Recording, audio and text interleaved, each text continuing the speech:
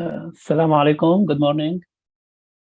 نرحب بكم في فعاليات اليوم الثالث والأخير من المؤتمر الافتراضي التقنيات المتقدمة لإدارة المدن الذكية والمستدامة Advanced Technologies for Managing Modern Smart Sustainable Cities، الذي ينظمه مركز البيئة للمدن العربية، بلدية دبي، ومنظمة المدن العربية، ومجلس صناعات الطاقة النظيفة، وشركة سولار.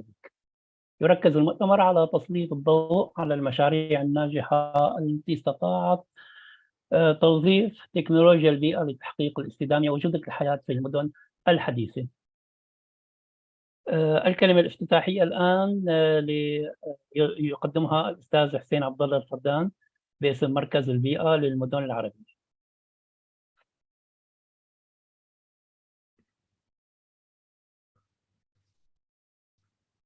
السلام عليكم ورحمة الله وبركاته.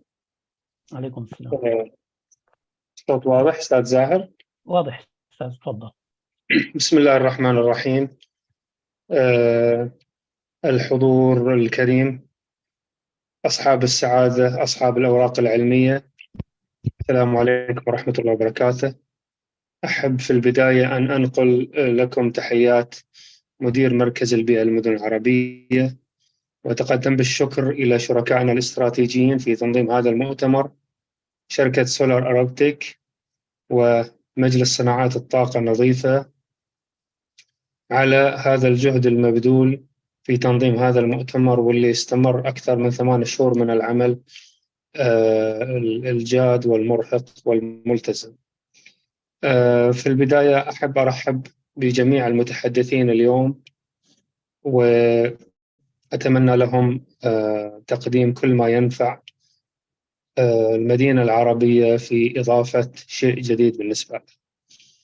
كانت فكرة المؤتمر تتحدث عن نقل التكنولوجيا وتعريف المجتمع العربي، وخاصة المدن العربية وعمداء المدن ورسم السياسات ومخطط المدن، بالتقنيات والتجارب الحديثة التي طبقت على المستوى العالمي، والتي أدت إلى نتائج جيدة في تطوير الخدمات وإضافة السعادة وتسهيل الطريق للمتعاملين وتحسين البيئة والإدارة الكفؤة من حيث الاستدامة ومن حيث جودة الحياة.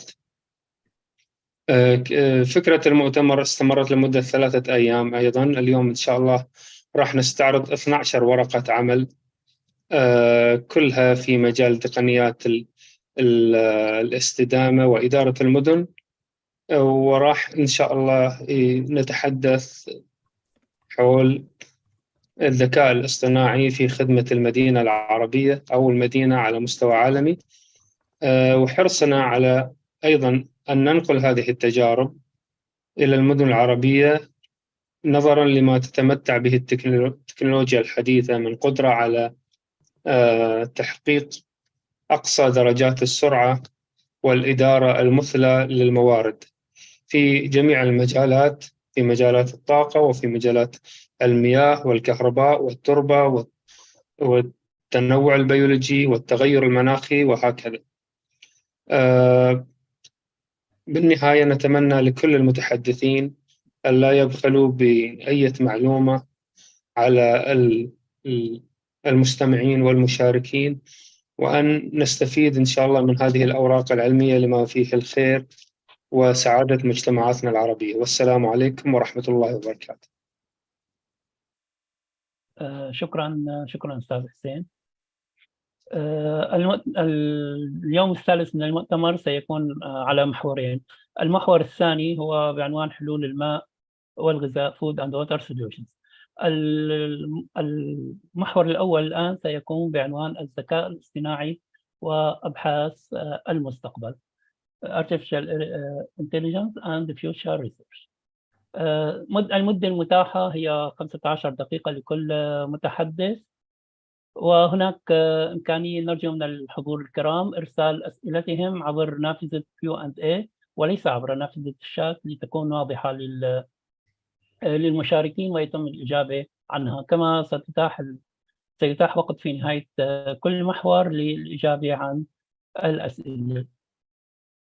الآن المحاضرة الأولى أو الجلسة الأولى هي بعنوان مرافق المستقبل والاستدامة الذكية Facilities of Future and Smart Sustainability.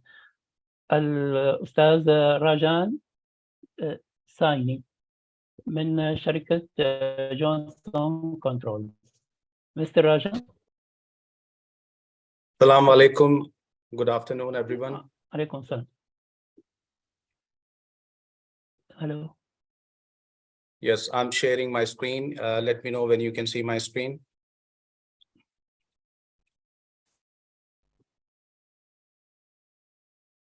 Can you see my screen? Yes. Thank you so much for giving me a chance to present this session. So I'm going to talk about facilities of the future in smart sustainability. I'm working with Johnson Control, which is one of the largest smart building technology company globally. And I'm working as Associate Director for Digital Solutions with Johnson Control. Before I get into the topic in detail, so I want to give a little bit of glimpse of what I'm going to cover in this session. So when we talk about facilities of the future, we can see not only in Middle East, but globally, we see a trend of going towards the cognitive cities and cities with the smart sustainability and different various trends. So I'm going to talk about some of the trends in the facilities of the future and what's the role of smart sustainability into the same. But just before that, a little bit about Johnson Controls. So Johnson Control is a bellwether of intelligence in smart buildings. We were the first people. Mr. Johnson invented first electrical thermostat in 1883, which is 135 years back, And today we are the largest building technology company. We with our technologies on the building space, we have been able to deliver more than 35 million metric tons of CO2 reduction. We are more than 100,000 experts globally. And since we are talking about facilities of the future, Johnson Control has been, into more than 90% of iconic facilities and buildings globally. I'll talk more in details, but when we talk about smart buildings, right? So we look at the global CO2 emission trends, right? And buildings represent 37% of the global CO2 emissions, right? It means this is a very strategic and important domain to cover if we want our cities to be sustainable and smart, right? So and this particular image showcase the different breakup of the 37% in various type of facilities and buildings. So buildings being one of the smart and strategic pillar of cities. And one more angle here, like we live in buildings and 90% of life is in buildings. So buildings being one of the very strategic and important play here, right? When we talk about cognitive cities, and we are hearing a lot buzz about cognitive cities and autonomous cities, but if our buildings itself are not smart and intelligent enough, we cannot think about the cognitive cities. In our perspective about cognitive cities, we believe smart buildings is the primary building block of a cognitive city. So first, when we talk about the smart building, we talk about individual systems being smart. And and then we start to go to the enterprise level of smartness. We talk about a unified layer of data platform where all the subsystems being at one single layer, and then we have the adaptive and personalization of all of these outcomes and use cases in the form of cognitive city. So smart buildings and having the autonomous and cognitive building is the first step to have a cognitive city. This is just to talk about that what kind of global trends do we see globally in the facilities of the future, smart sustainability being the core piece of it. But there are some other technology trends as well, whether we talk about digital twin, we talk about smart occupant experience. There is a lot buzz about generative AI and what kind of use cases can be delivered with generative AI for smart facilities. We have integrated command control center. There is a lot of focus, even AI at the edge, IoT being a core to all of this, certain technologies. And when we hear a lot about these technology trends, and a lot of cities adapting to these trends. But when we see the pain points as well, which are on the right hand side, and we have seen many of our experience, and while we deal with our partners and in the market, we see adoption being one of the key pain point, right? I mean, we can have different type of technologies and to play, but if there is no proper adoption of it and there is no proper change management, that does not bring the right value, and we don't really get the value and the ROI out of it. And then there are some other different pain points, whether we talk about data silos, we talk about value or ROI out of those technologies, or we talk about the priority or the decision making in the priority. So I mean, we in Johnson Control try to cover some of these key pain points through our technologies and through our solutions. So as I said in the beginning, that if we don't have smart and cognitive buildings, we will not have smart cognitive cities, right? So this is a high level diagram that how do we envision about integrated OT IT technologies in the smart buildings. So if you see on the left hand side, you see all kind of building systems, energy systems, safety, security, fire, HVAC, and any kind of other subsystems. And you see on the right hand side all kind of external subsystems, right? So it how do we bring in all of these subsystems at one single layer, so that the cognition aspect comes later, but first we have the integrated data layer itself, to have all the data at one single layer. So we, Johnson Control, have a technology called OpenBlue, where we can bring in all the subsystems, OT and IT subsystem at one single layer. And I'll showcase some of the highly executable and value oriented use cases which we have delivered this technology, right? So I mean, when we talk about all kind of subsystems, whether it has building automation systems, equipment, energy, sensors, open API, and CMMS and ERP, all kind of subsystems. And when it comes to one single platform layer, and there are different sub applications developed over it, whether we related to a smart sustainability, smart operations, or performance advisory, because when we talk about how all of these global trends of technologies, how they can be utilized even within buildings first, right? So we talk about, let's say, AI. So we have delivered many use cases and are ready with those use cases of usage of AI related to the performance advisory and smart operations. I'll talk about those use cases. So starting with some smart sustainability use cases, right? So energy management is one of the core use case of in the direction to this cognitive buildings and autonomous buildings direction. So having one unified layer where we can have the energy management dashboarding and analytics of across the portfolio at one single layer, where the comparison between the performance last year to this year, or comparison against the baseline, or we talk about comparison between spaces to spaces, so that from the smart operations perspective and a smart FM perspective, there can be a proper decision making using the data analytics and this information, right? The same thing goes with the net zero advisory, with COP28 coming in next 1 or 2 months here, right? I mean, there'll be definitely a lot of focus already in a lot of organizations that how do we go to net zero goals. And so we have a very easy to implement and easy to deploy, like a net zero advisory tool, which actually talks about the scope 1, scope 2 emissions, and there is a possibility to do how do we set the goal setting against our net zero target, and how do we actually monitor those targets, and how do we see that how much behind we are and what sort of actions we need to take, and in from the smart sustainability perspective. When we are talking about energy management and net zero advisory, we also have to see the baselines and, how do we, have a live monitoring of all of those baselines monitoring. So, I mean, we have this pretty much available, where we are easy to actually check in, near real time that are we exceeding the baseline or we're near the baseline, and then accordingly corrective actions to be taken, for that, right?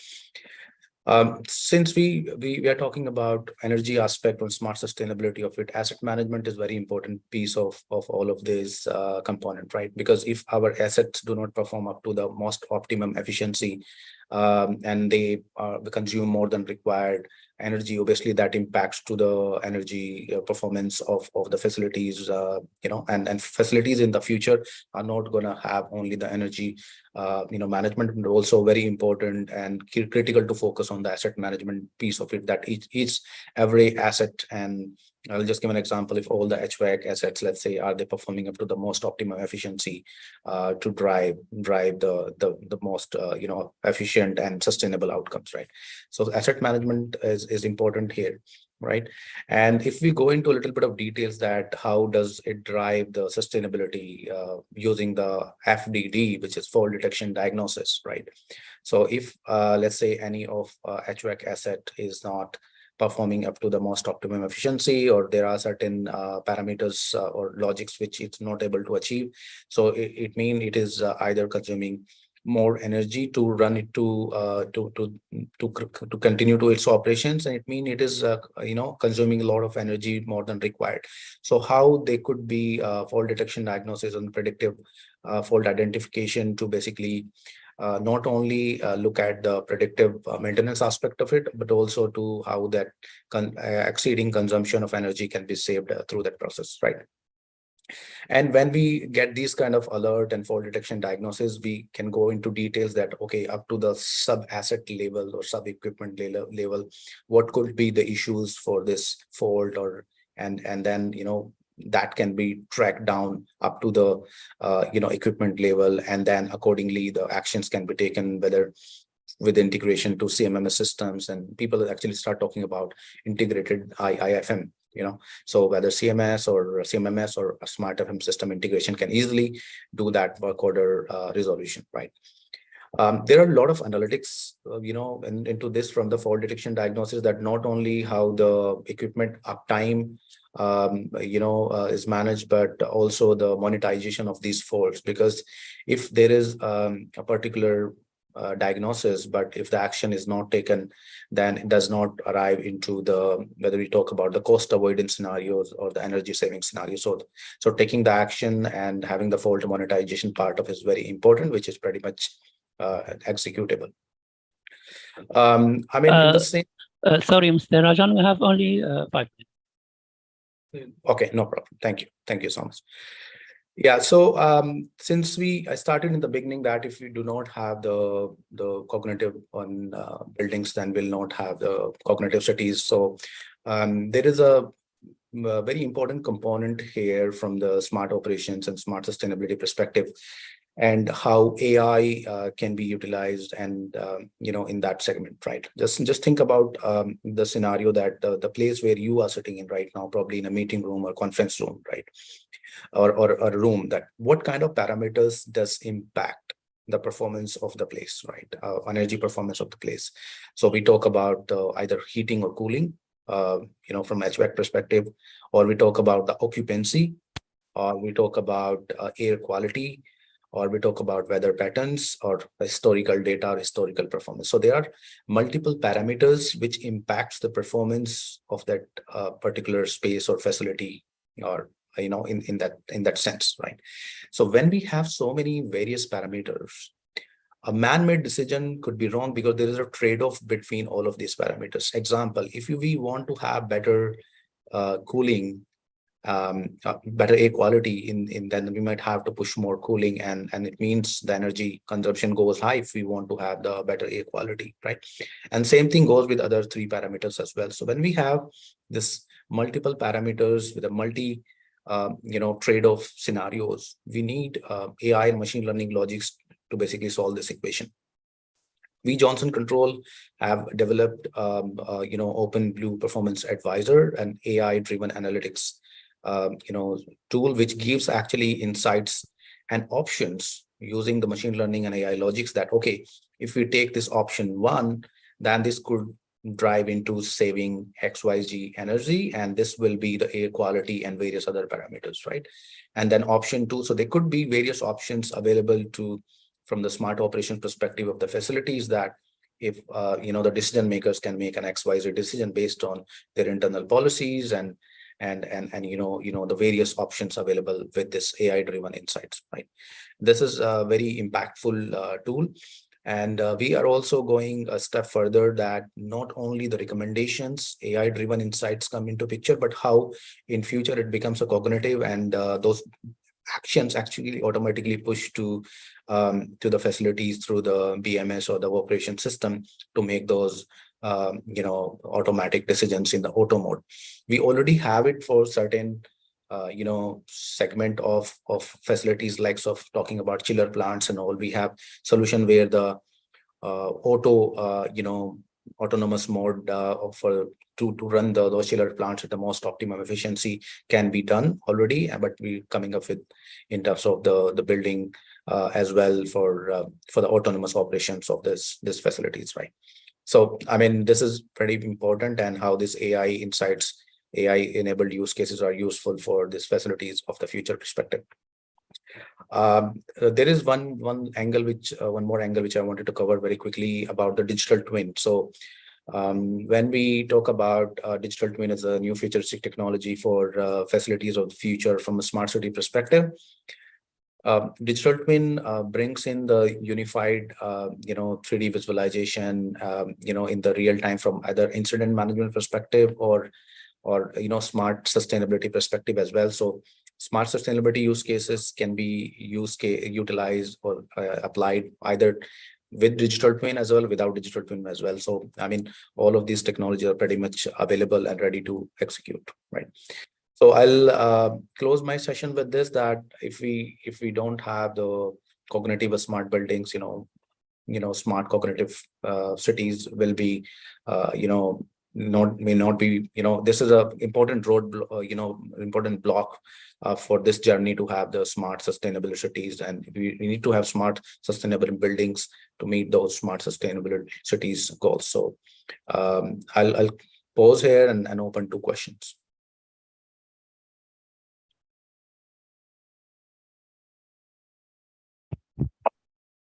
Thank you, Mr. Rajan, for important information.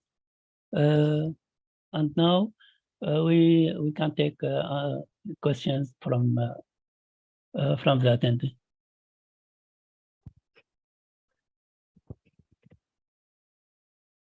Any question? I think so far, Mr. Zahar, no questions for now, but we can delay it for the Q&A. Okay. Thank you. Thank you.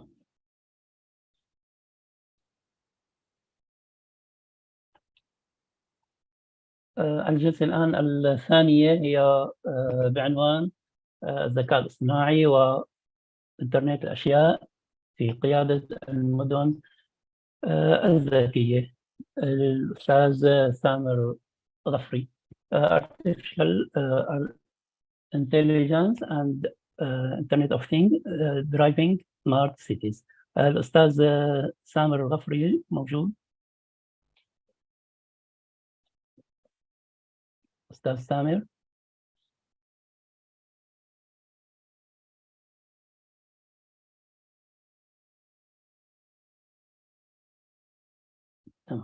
يبدو أنه الأستاذ سامر غفري الجلسة الثانية غير متاح.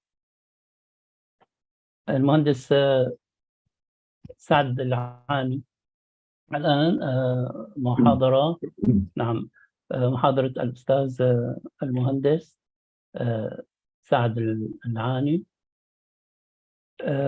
ستكون المحاضرة بعنوان المدن بناء مدن خضراء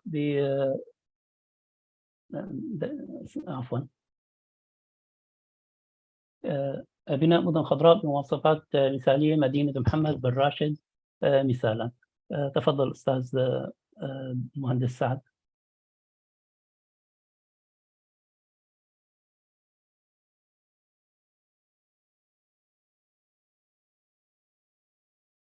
أستاذ سامر موجود؟ Hi, good morning, everyone. Am I audible? عفوا نعم. إذا الآن محاضرة للأستاذ سامر الغفري بعنوان الذكاء الاصطناعي وإنترنت الأشياء في قيادة المدن الذكية. تفضل أستاذ سامر. Yes, thank you very much. I hope my audio is clear for everyone. Just give me a moment while I share my screen.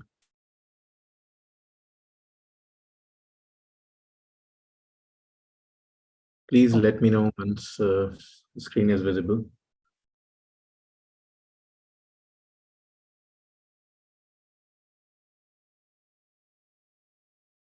Right, can you see the screen, everyone? Is it visible? No. I think so, Mr. Ryan's tiny. He must to switch off his screen. Okay, okay. Just a moment, let me try again.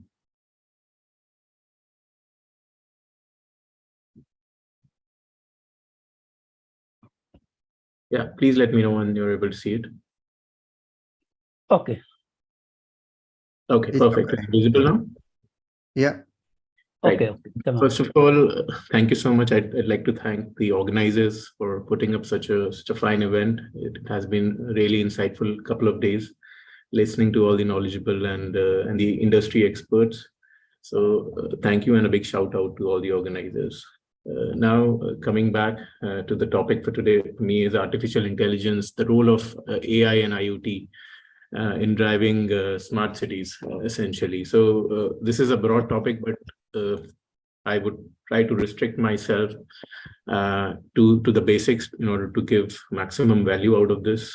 First of all, what is AI essentially? So it's at the very basic level, it is simulated intelligence for machines. So we try to empower machines or computers wherein they can act like humans. Yeah, and there are multiple approaches to this, and different fields have basically utilized different aspects of working with AI, whether it is machine learning, deep learning, neural networks, or vision computing, which is more towards the visual aspects of AI.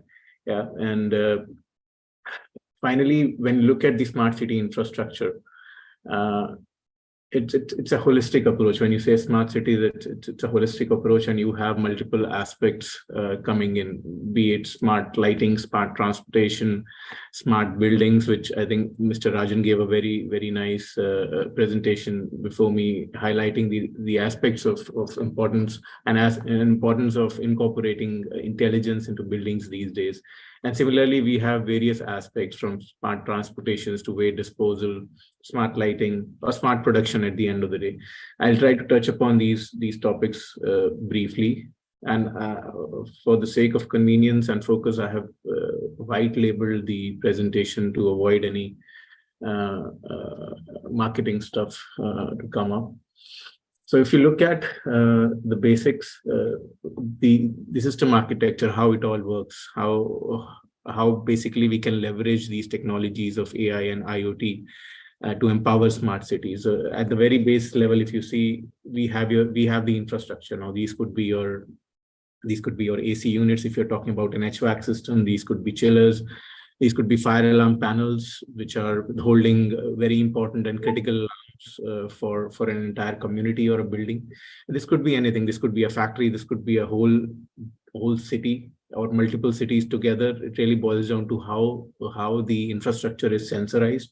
So we basically place what we call as sensors or IoT devices or edge devices on these critical infrastructure, and these sensors are then relaying information to the upper level, which essentially is the IoT platform, wherein the system culminates, and then you have it is backed up by a centralized database, a data repository, which is able to store this information coming from sensors in a streamlined manner. And then finally, at the top, this information, this huge big data pile that we have is being utilized to carry out all the analytics and all sort of things which leverage the power of AI, because data is critical in order to come up with these analytics. Yeah.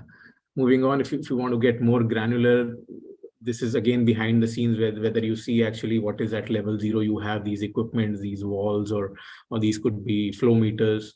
The information from these are going to what we call as programmable logic controllers or BMS controllers in case of buildings. And then there is a security level where the information is encrypted these days with a call for OT security or cyber security getting louder and louder. We have a strict security compliance to follow. And then finally, you have the topmost layer, which comprises of operators and the engineering stations, where all the information is being consumed and visualized and necessary actions are taken.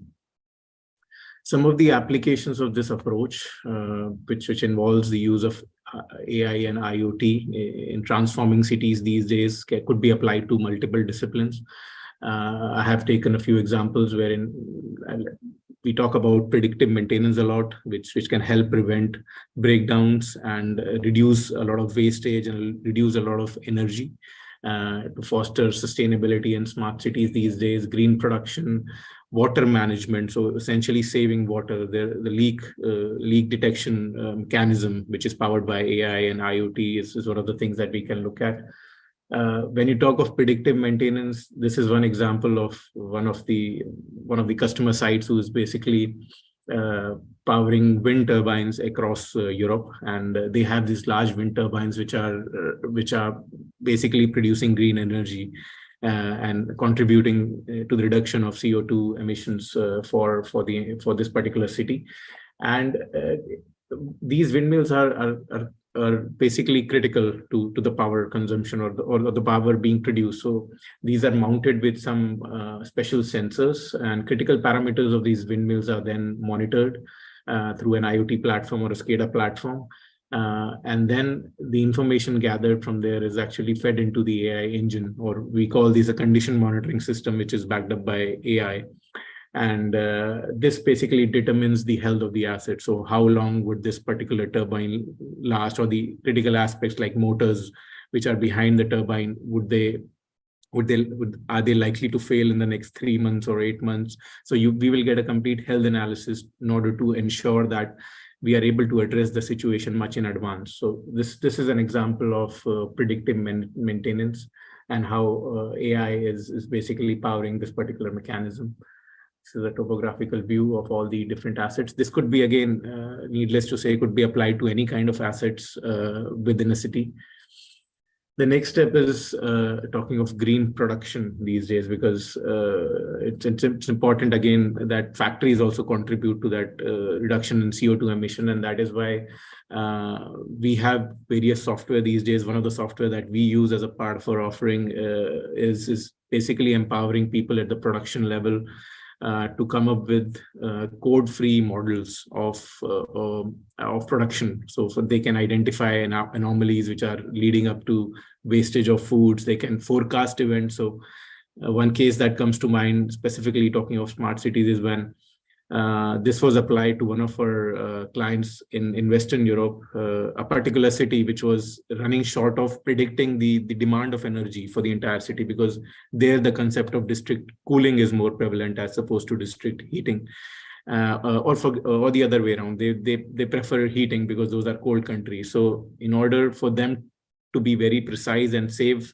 time and effort, they wanted to predict what would be the energy consumption so that they can produce the energy accordingly. And that is where the software, the AI software came in, and it was able to give them an option to forecast events. So they were able to actually, by the end of the project, they were able to identify the peak load demand for energy or for that particular city. And they were in a position when they were precisely producing the exact amount of energy which was required. So they were neither underproducing nor overproducing. This saved them a ton of energy, a ton of money, and CO2 reduction, needless to say. This is again the behind the scenes show for how it all works. AI is again a culmination of multiple processes, whether it is data being injected through multiple systems or gathered from multiple systems, and the cumbersome tasks of data cleaning, data mining, data structuring. All these aspects are typically done by a data scientist, and these are manual, but with the help of AI and the tools, these can be automated. And basically you get a code-free engine which can basically be utilized by any kind of staff working on the production line or working towards energy savings, and they can create models as per the demand. Some of the other examples are motors, because motors are widely used, be it buildings. These days you see every building's having tons of motors, and factories having motors. The world basically operates on motors, and one of the solutions that we are fostering these days is basically taking data from these motors without any sensor. So we rely on our patented devices, we call them the MDR, and they are basically fetching information through the current signature and voltage signatures of these motors without having to mount any fancy temperature sensors or vibration sensors on the motors. Then this information is fed into a deep learning engine. This could be over cloud or on premise, and that information is then culminated in form of a report, which is able to tell you again the health of the asset, the health of the motor, or what is the status of the winding, how long will it take for the motor to burn out, how much energy are we saving. So all these analytics are available, or predictive insights are available with the help of AI-based engine. Again, leak detection is one of the important aspects, wherein we mount specialized IoT devices on the pipes, on the distribution pipes, and again, this information from these sensors is going to an AI engine, which is able to determine the pattern, the usage pattern, and then based on that, it can identify where the leak points are and whether the leak is happening or not, and then the information is passed on in form of alarms, or even the control options are possible where the valve is shut in case of any leakage, and then it can be attended to immediately. So this is one of the other aspects. Green buildings, I think I will not go deeper into this because it's already discussed in the previous presentation, but needless to say, buildings are an important aspect. In fact, one of the things that I can show you here is one of the projects that we did, wherein we created a point cloud for several buildings. If you see here, I just run through this in a bit. So this is one of the projects wherein we narrowed down to a particular a building, and we were able to, again, this is all basically done through BIM, and we create a point cloud, and essentially this data from the point cloud is fed into an AI engine, which is able to understand what is normal and what is abnormal for this kind of a building in terms of maintenance issues, in terms of any other challenges that the maintenance team is facing, and then the information can be used to deploy maintenance teams to those areas and carry out other maintenance activities. Even a walk through the building is possible using simulated intelligence in the platform. Yeah, so this is one of the use cases that we have for buildings, how an entire building can be captured through BIM, and then a point cloud could be created using which we can leverage the power of AI.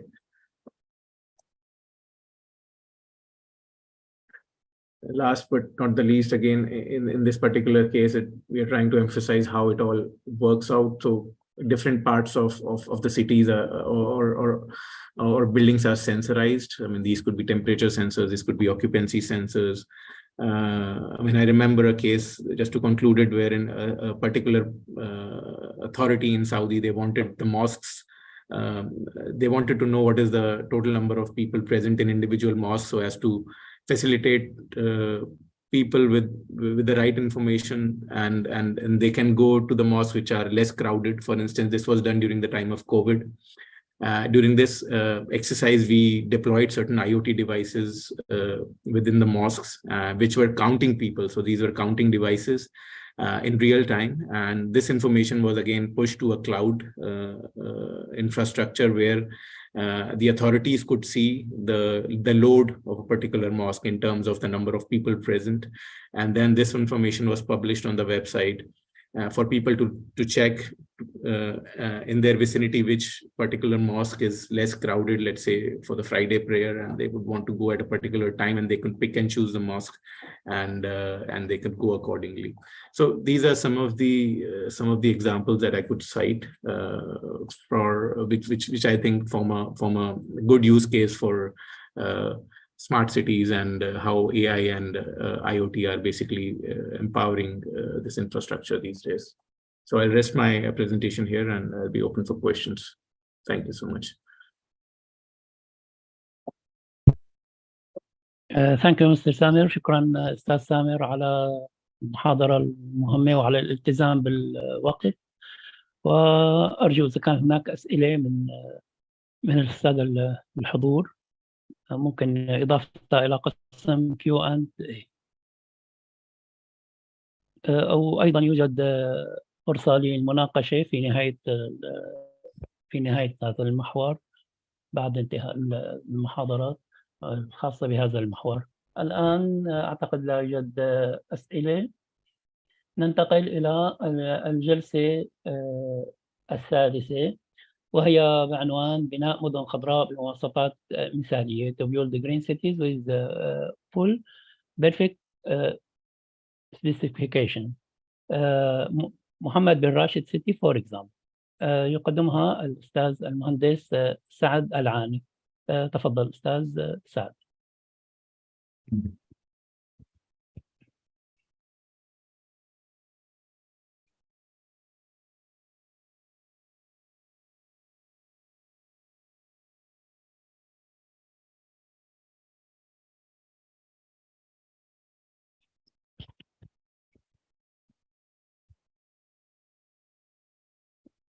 أستاذ سعد الصوت غير واضح. نعم تفضل. السلام عليكم. عليكم السلام. بس أشير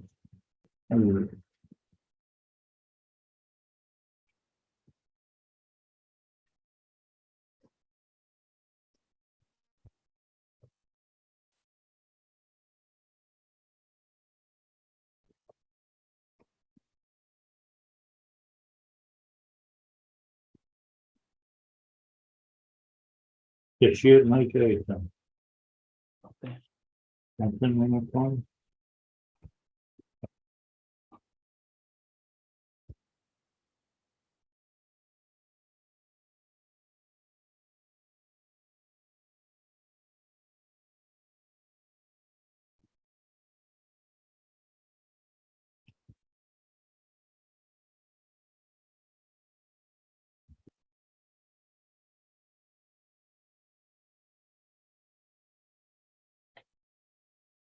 نعم.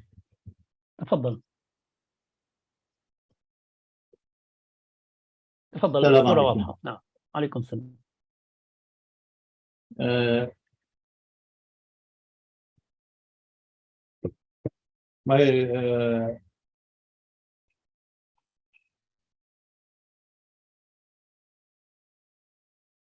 الصوت غير واضح. نعم.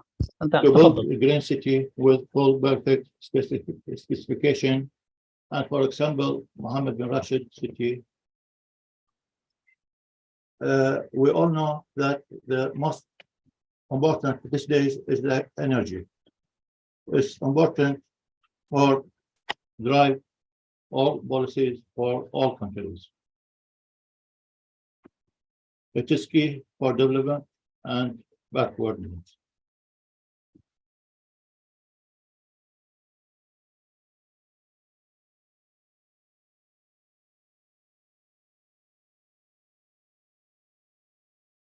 مفتاح الطاقة، والطاقة هي تعتبر مفتاح سياسة جميع الدول، وجميع الدول تهتم بهذا الموضوع. وأهم موضوع في مجال الطاقة هو اللي يستهلك جزء أكبر من الطاقة the most important part of the energy, which the big consumption of energy of it is air conditioning. So if we find something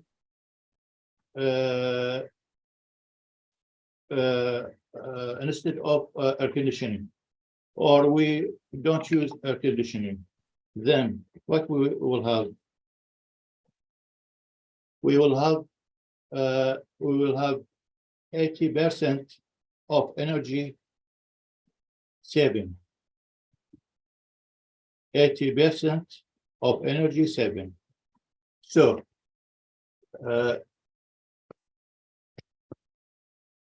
how can we use this information? Please, second page. Second page, please.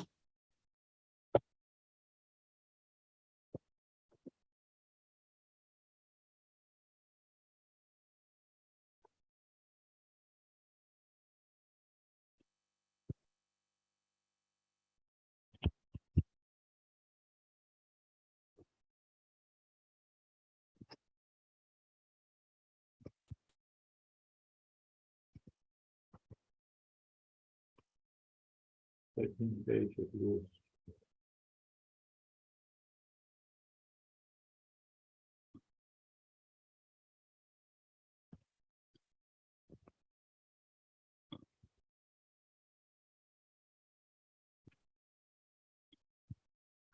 أستاذ سعد، هل يوجد مشكلة؟ شيء بس ممكن تحول على صفحة ثانية.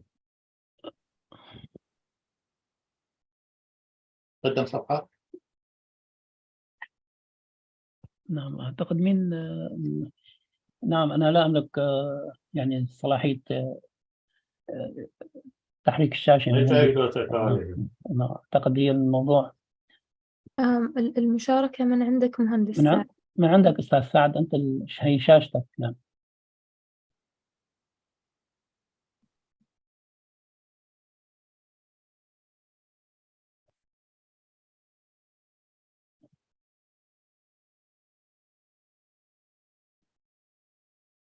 أستاذ سعد، ممكن من خلال على الصفحة ممكن تضغط الصفحة التالية في ملف PDF اللي معروض. سيطرة مجال سيطرة من هنا نعم من هنا يعني.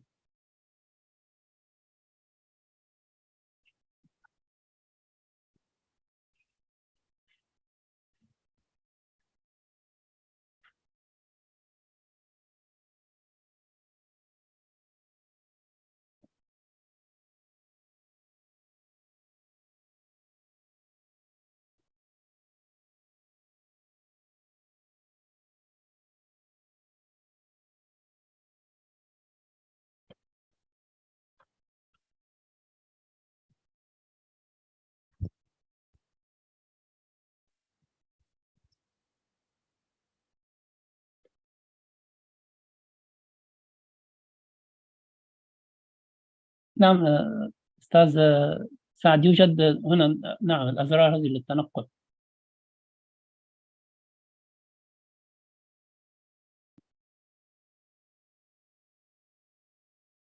راح اتكلمها بشكل سريع.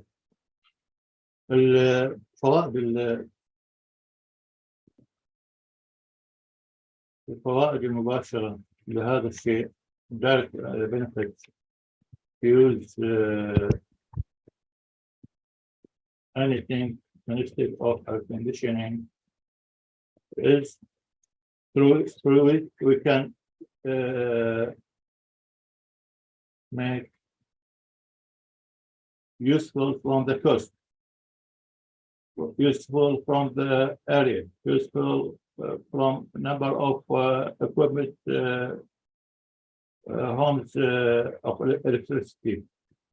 المنازل المجهزة بالكهرباء عددهم ممكن يزيد، الأسعار كمية الكهرباء المجهزة راح تشمل أكبر عدد، الثمن هذه الكهرباء راح يزيد،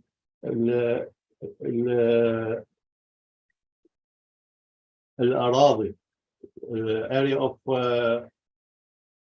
land we use it we can use less number of area. And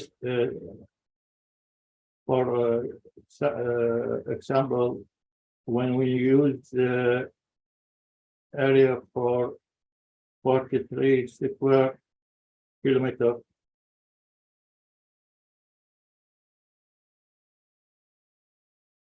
we can use it instead of 215 square kilometer. This is when you use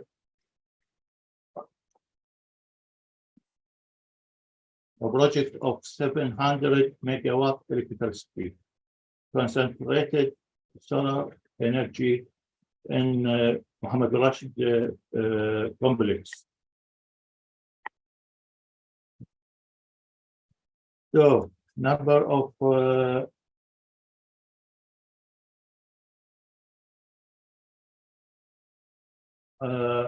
amount of isotopic fuel consumed is a big number.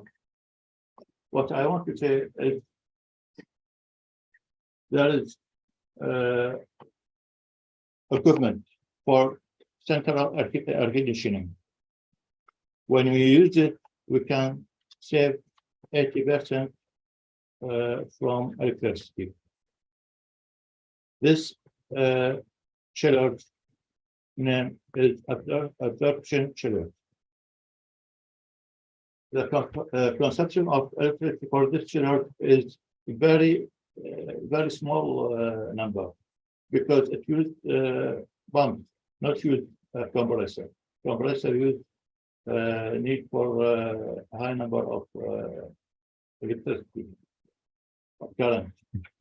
This absorption chiller need for small number, because it used pump. So the complex of Mohammed Rashid, the complex for solar energy, there is, for example, for it, there is the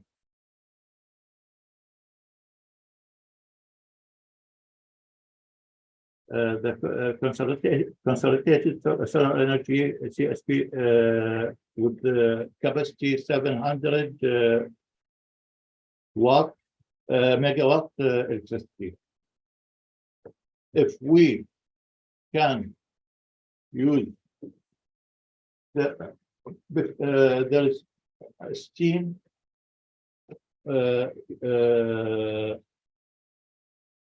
sent to air from this system. We can use this steam for what? For use it in the absorption chiller. So what's the useful? The useful, then we multiply the benefit for 5x.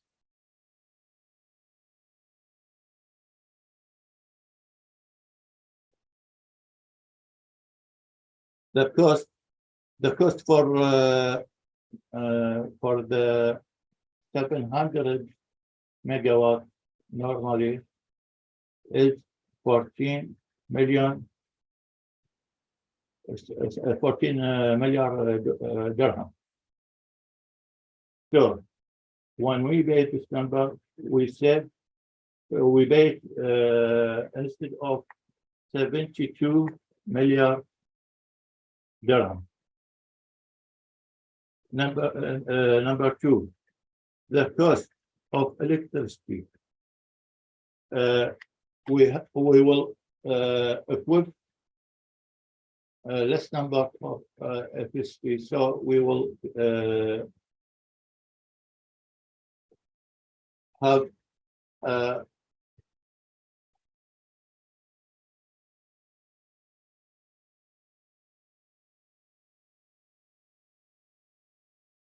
the cost of electricity will be paid for us. At the same time, we have cooling. Central air conditioning cooling will be sent to the apartments. This will pay for it. The area The area for the 700 megawatt is 43. This instead of 250 square kilometers. Numbers of homes we equip is 1,350,000 houses instead of 270,000 houses.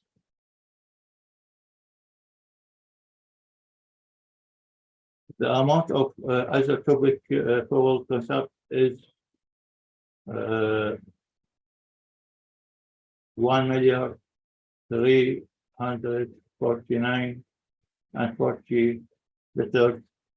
It will be instead of 6,745,200 liters.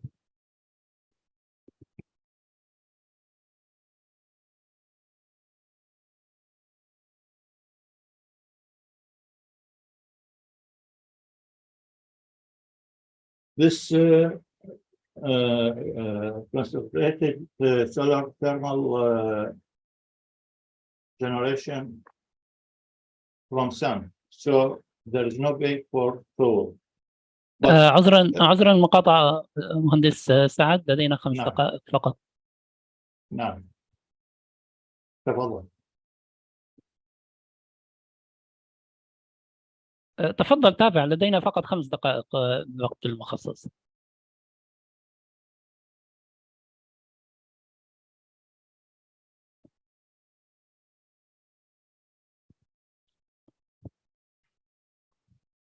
تفضل تابع أستاذ سعد.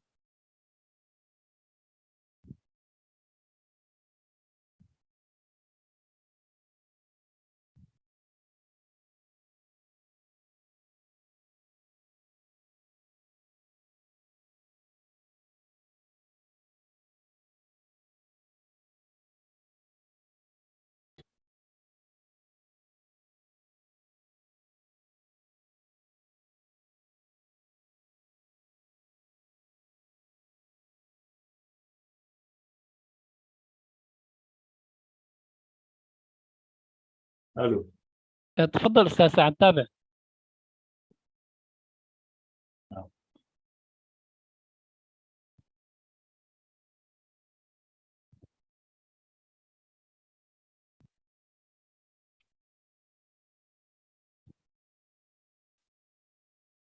solar energy will there's no need to wait for the sun about any person, but there is if we use the same capacity of megawatt with fuel, the fuel cost is annually 3,251,186.40 dirham instead of 16,255,932 dirham. There is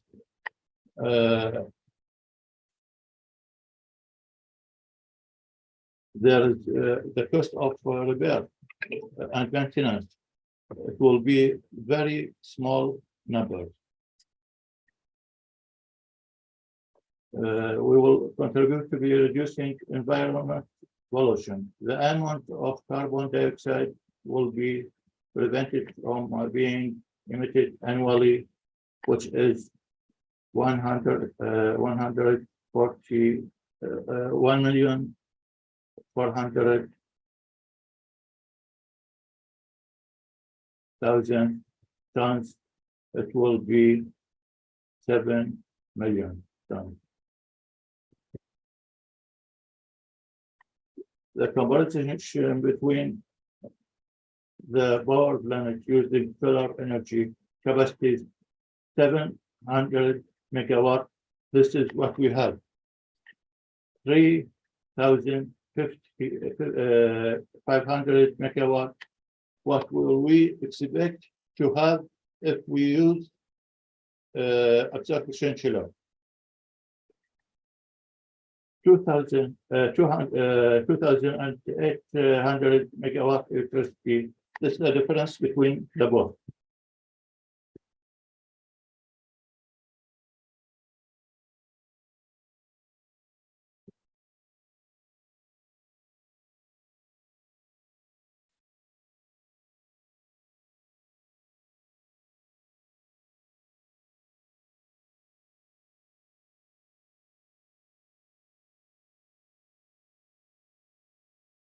أستاذ This سعد هل table- مشكلة في الصوت؟ This table will explain the all difference between everything. This and this. Example for generation station of electricity using solar thermal energy concentrated in the countries around the world. There is a big number of this station. I give symbols of it like this. Like this one in California, this Stirling engine, this in Spain, Andalus.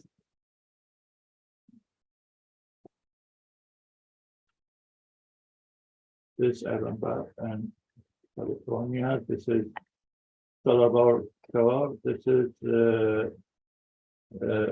Oasis in Morocco. This is the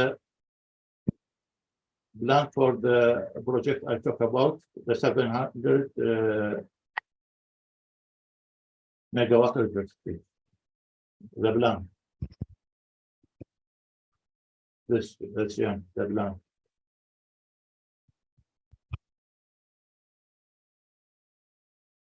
أستاذ سعد معنا دقيقة واحدة إذا بتحب تختم الجلسة بكلمة أخيرة.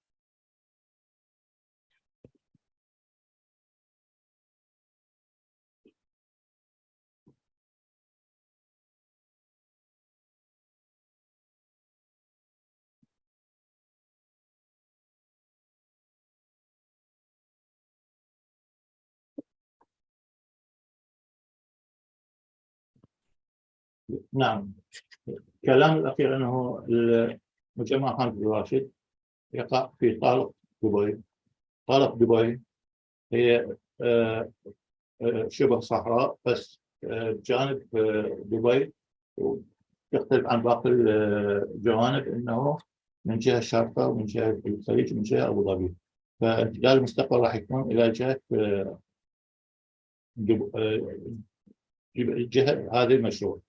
فاحنا اذا استعملنا هذه الارض الصالحه لبناء مشروع بناء مدينه جديده،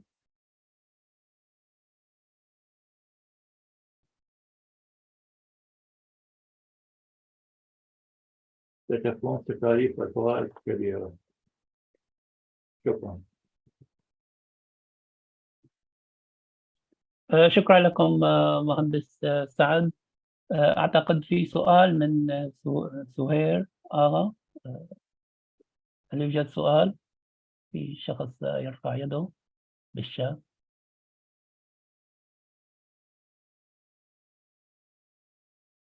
لا يوجد أسئلة أعتقد بالغلط. المحاضرة الآن هي عفوا المحاضرة الآن هي بعنوان GPS Tracking System as a Smart City Helpness Solution with AI with Mr. Bjutar Kazmark من شركة Petrovision. Mr. Bjutar. Yeah, I am. Okay. Do you hear me? Yes. Yes. Okay, salam alaikum. Alaikum salam. How are you today? Hope you slept well before my boring speech. I don't want you will sleep in my time of my speech. So hopefully you slept well, all of you. Okay. Let me introduce myself. I am owner of the Petrovision company. which was established 1993 in September. So my company has exactly 30 years and 1 week. So it's little younger than me. Yeah. So in the beginning, I was doing low voltage systems. Let me start with my screen.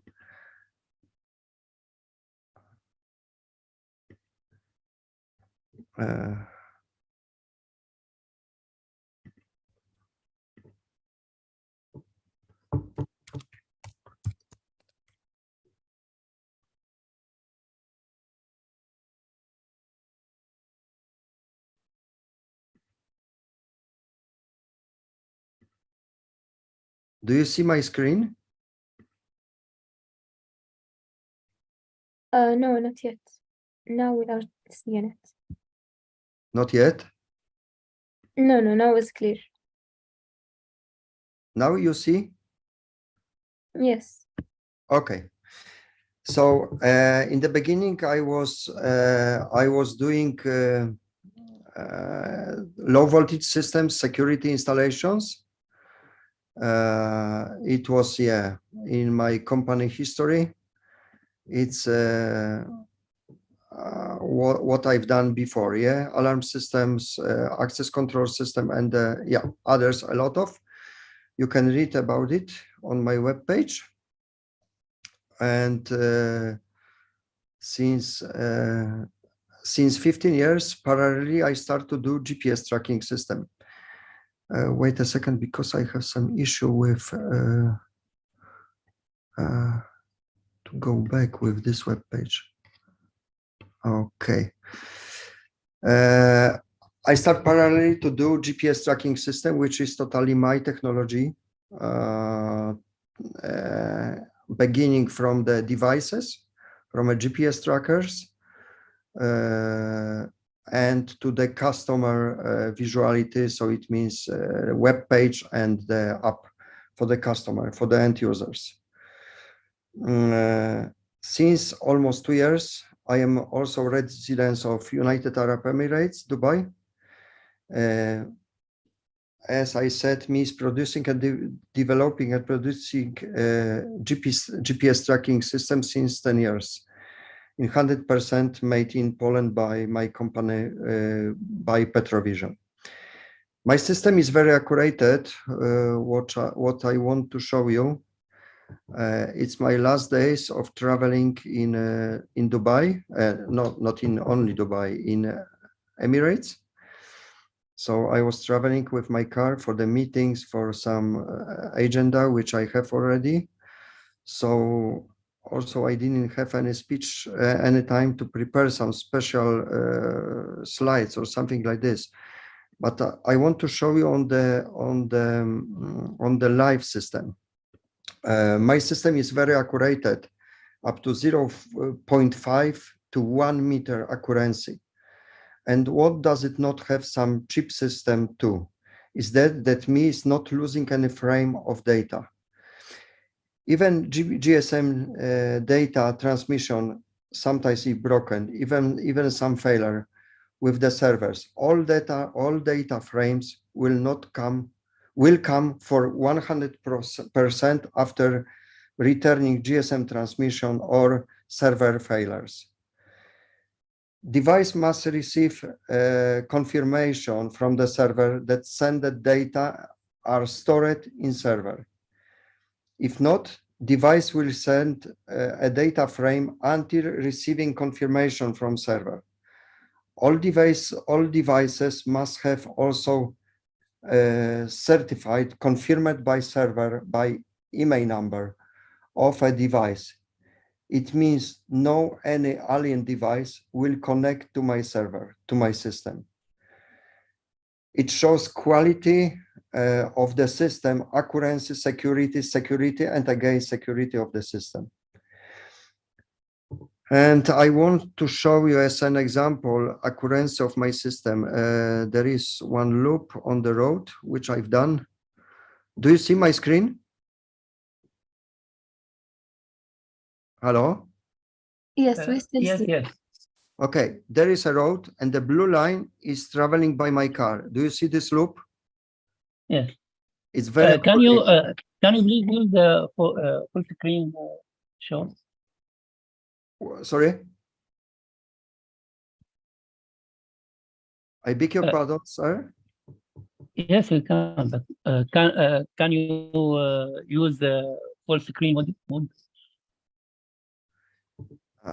I hear you very bad. I don't understand what are you telling to me. Oh, Sorry, sir. sorry. Uh, No problem. No. You were saying, can you open the full screen mode if it is there? it's not fully screen. If you can just like increase it or enlarge the map again. I try to do this. From the plus sign on the left.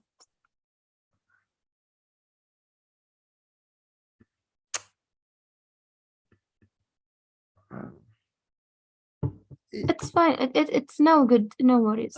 No problem. No. But this do one. you see this loop or Yeah, not? yeah, this is good. Yeah. And the roads where I was traveling, you see, it's exactly written where was the car traveling. So this is very important for this, what I am going to tell. This year in July, I have signed an agreement in Colombia, in Medellin, city of Pablo Escobar, as everybody knows it. There is a web page from this university. I am in the middle between rectors of this university. About this, you can read typing in Google, for example, Petrovision in Colombia. I was one of the Polish company at this time presented my technology on Expo in Bogota, the capital of Colombia. And Mr. Fernando Colmenares, which is professor there on this university, very known professor in Colombia, he asked me to start a cooperation with the university. Together, we'll do AI, artificial intelligence connected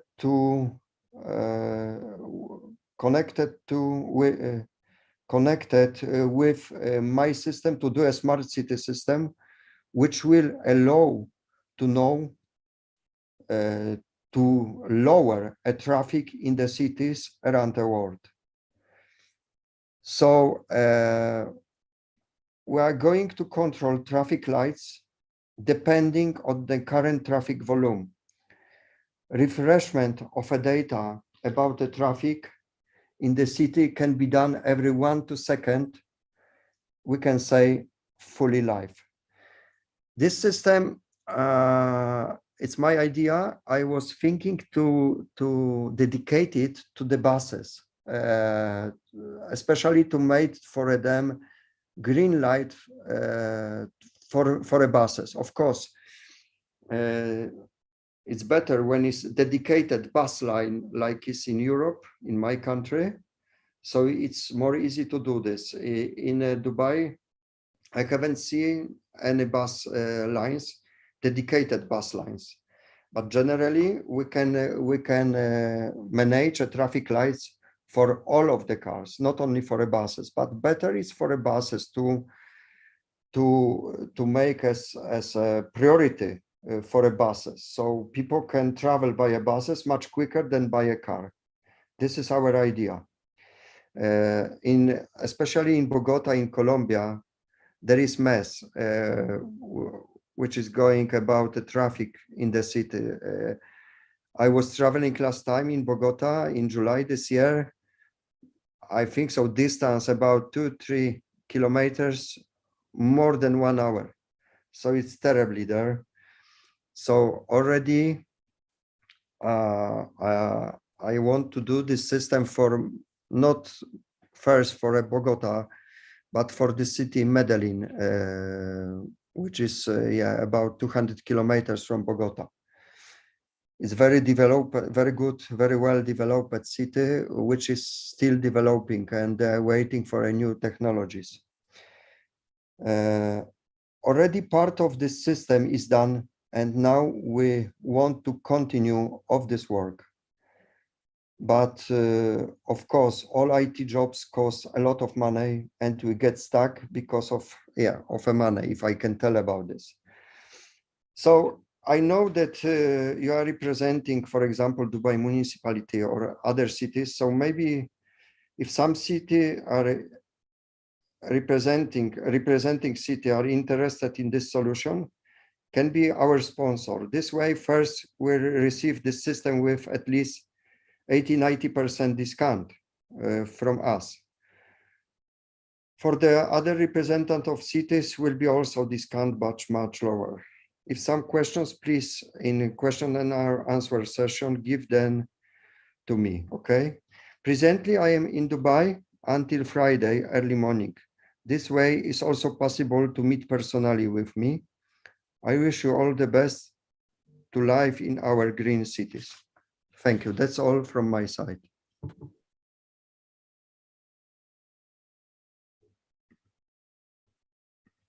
Thank you, Mr. Vyotar. Yeah. For this information. Any question? I think so in panel question and answers. Oh, okay. Yeah. Okay. Thank you. Bye. Thank you. ننتقل الآن إلى الجلسة الثانية بعنوان Building Tomorrow Modular and Lightweight Construction for Future Spaces مع مريم السيدة مريم حكيم من سان-جوبان Gulf Countries. Good afternoon. Good afternoon. So I assume you can hear me well. Yes. Can you see my screen? Yeah. Okay. Let me just try to find the screen that I am currently sharing. I'm sorry, I know that we are behind schedule for a few minutes. So I'm going to try to make it a little bit fast. Okay. Good afternoon again. My name is Miriam Hakim, and I'm the head of specification for Saint-Gobain Gulf Countries. And I will discuss with you, and I will show you the future way of building the construction types, and we're going to discuss lightweight and modular construction at the moment. Just at the beginning, I'll give you a really quick brief about Saint-Gobain. So Saint-Gobain started in France in production of glass only, but that was 350 years ago. And throughout the years, the company have grown, and now we are covering 75 countries around the world. And we are into not only glass, but the different manufacturing and production facilities for different systems that I will quickly show you at the moment. The turnover of the company is more than 50 billion euros, and we have 8 R&D centers around the world. Each one is working at the region that they are at. We always communicate together, and we definitely have a lot of manufacturing facilities around the world. So the company is big, and our purpose is making the world a better home by, of course, thinking and while designing our products and solutions. So the vision of the company is being the worldwide leader in light and sustainable construction, and that's basically going hand in hand with our purpose. In the region here in the Middle East and what we call Eastern Mediterranean and Middle East region, we are covering most of the countries. We're covering actually 13 countries. We have 43 production sites. And we have a lot of employees from different nationalities. So basically, we produce from waterproofing to repair materials, industrial flooring and flooring systems, mortars as a whole. We do have many companies that produce insulation. We cover gypsum, acoustic gypsum, as well as glass, admixtures for concrete, and some others. So when we talk about off-site manufacturing, the process, what does it mean? It means that we need to plan first the project. We need to know that it needs to be completed off-site at very early on. We should design it, fabricate it, ship it, and assemble it on site. So that's the process of off-site manufacturing. You can see that in the region, the UAE is advancing with off-site manufacturing, sometimes in residential buildings. In the UAE, they are providing pods, either kitchen pods, toilet pods, but in other type of buildings, they are also providing some sort of off-site manufacturing. And we are being asked a lot nowadays by consultants as well as contractors and developers about off-site manufacturing. So off-site manufacturing has a lot of benefits. It saves the cost for sure. It saves the time because design does not need to be completed during the design stage. So from a design perspective, the designer can work up to schematic design or early detailed design stage, but then the off-site manufacturer is the one that completes the whole thing. And in case there's any shortage in labors, then it's the off-site manufacturer company that takes the whole liability on laborship. And of course, from management of materials, then instead of having a lot of trucks delivering steel, delivering gypsum, other trucks delivering waterproofing, glass, and so on to site, and having the site and logistics as a mess, then everything is done off-site with the off-site manufacturer company. So what is the presence of Saint-Gobain in all of this? Globally, as I mentioned before, while designing, Saint-Gobain actually designs the systems for off-site manufacturing. We fabricate as well, we install, and then, of course, while installation, we also innovate to design better, and then it's always a cycle. So worldwide, we do have production facilities and fabrication facilities. Locally, we work with off-site and modular construction companies to advise them on how to fabricate the bathroom pods, kitchen pods, other precast industries, and PPVC items, so and units. So we can do the whole thing together with the modular construction companies, and we can do panels. So for example, currently we are working on a lot of projects for Saudi Arabia in off-site manufacturing. So they will be building them here and shipping them. So we can offer different systems for these modular construction companies. We offer them facade systems, flooring systems, some tiling solutions, waterproofing, customized gypsum board lengths, and ceiling solutions, depending on what they require. So what would be basically our offer?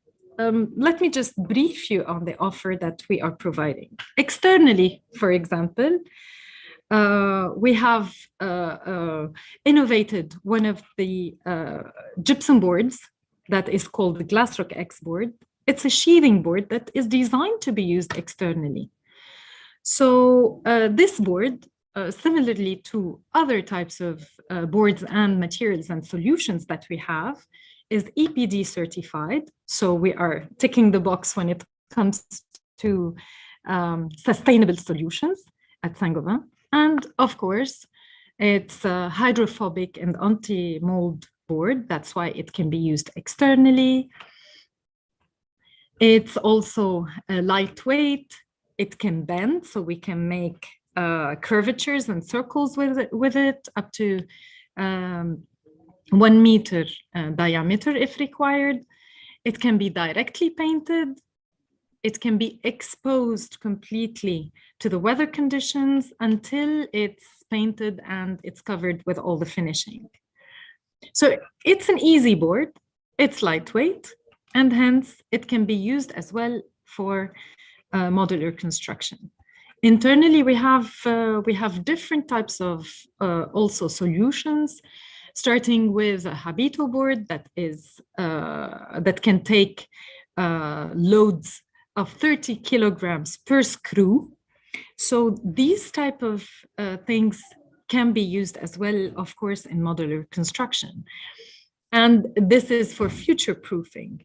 We can use different systems of ceilings as well as acoustic ceilings.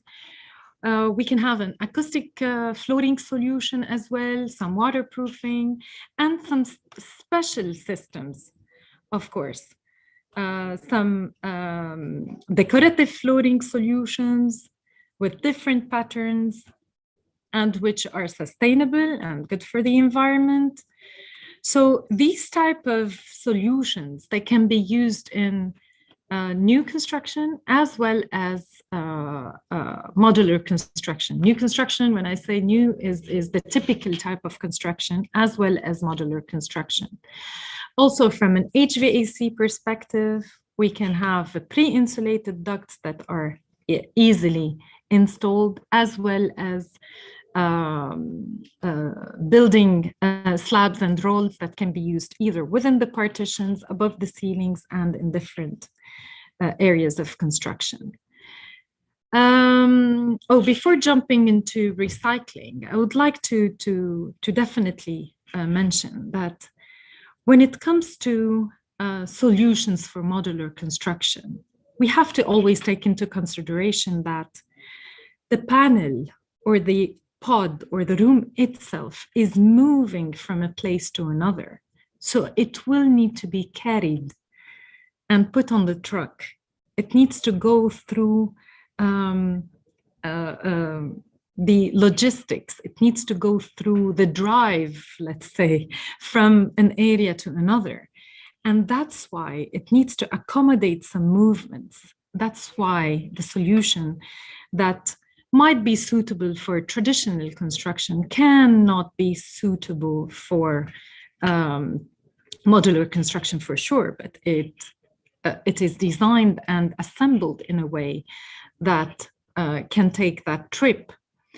From a recycling perspective, what we offer is as well in our manufacturing plant, we combine all the gypsum board partitions, for instance, and other solutions, and take them back to the factory to recycle them again. So this is something that is an added value from a recycling perspective, especially nowadays with sustainability.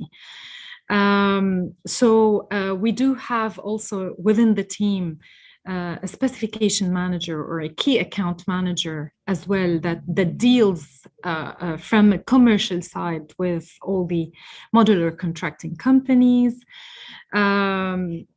We can supply the whole scope together, so it's not just the modular construction company does not need to go to different manufacturing or suppliers.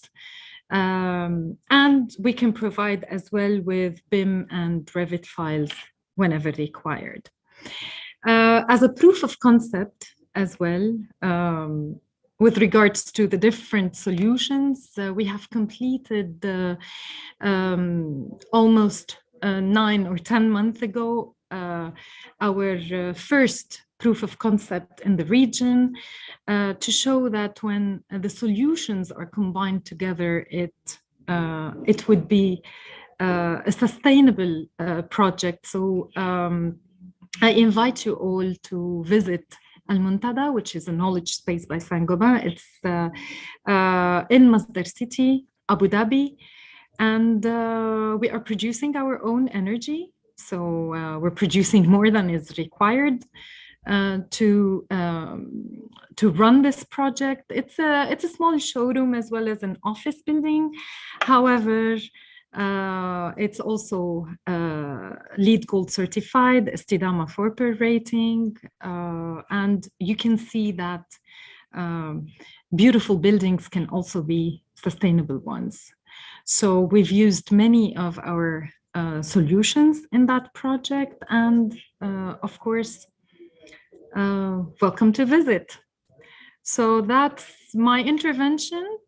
If you have any questions, please feel free to ask me or reach out.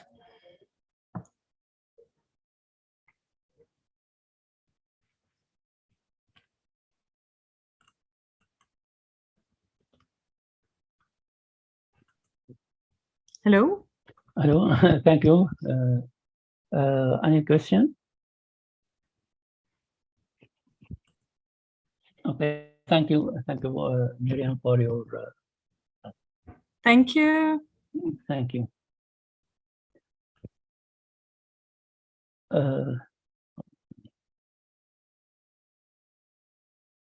نعم، في سؤال تصويت ممكن تجاوبوا عليه.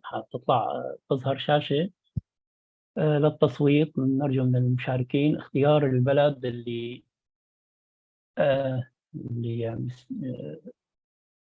اللي بيشاركوا.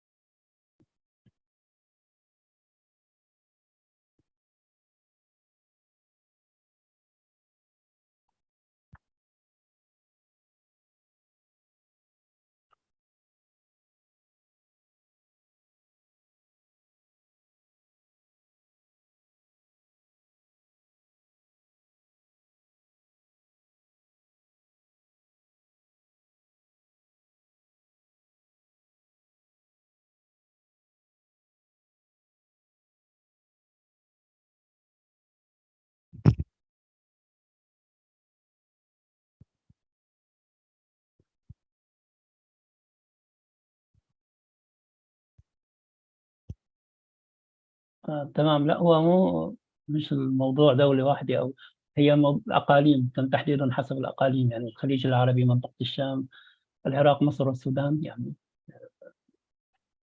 حتى نشوف من أين المشاركات موجودة. شكرا للمشاركة.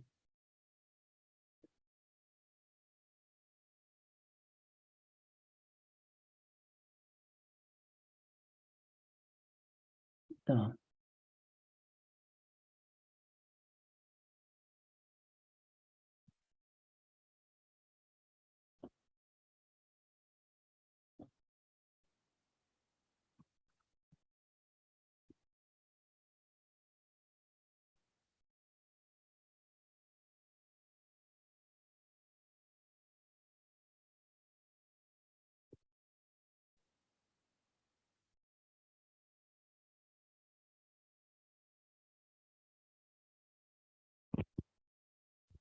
ننتظر قليلا فقط لدخول المحاضر القادم.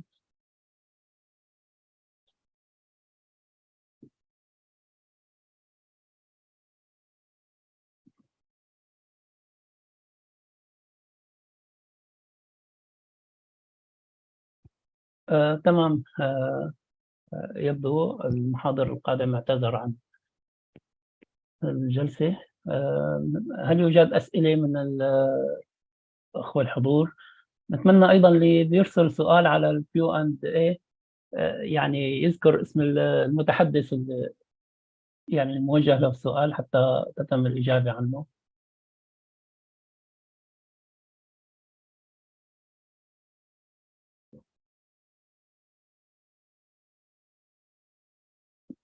نعم.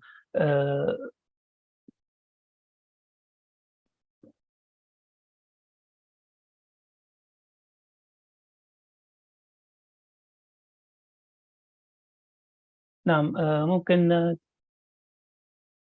لو في أسئلة أيضا نضيفها على كيو أند إيه.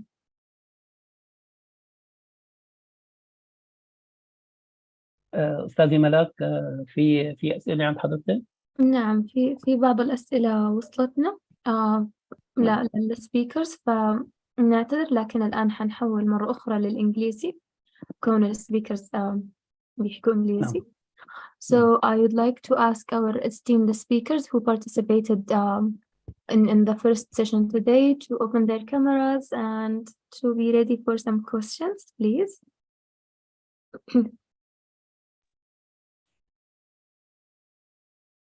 Okay.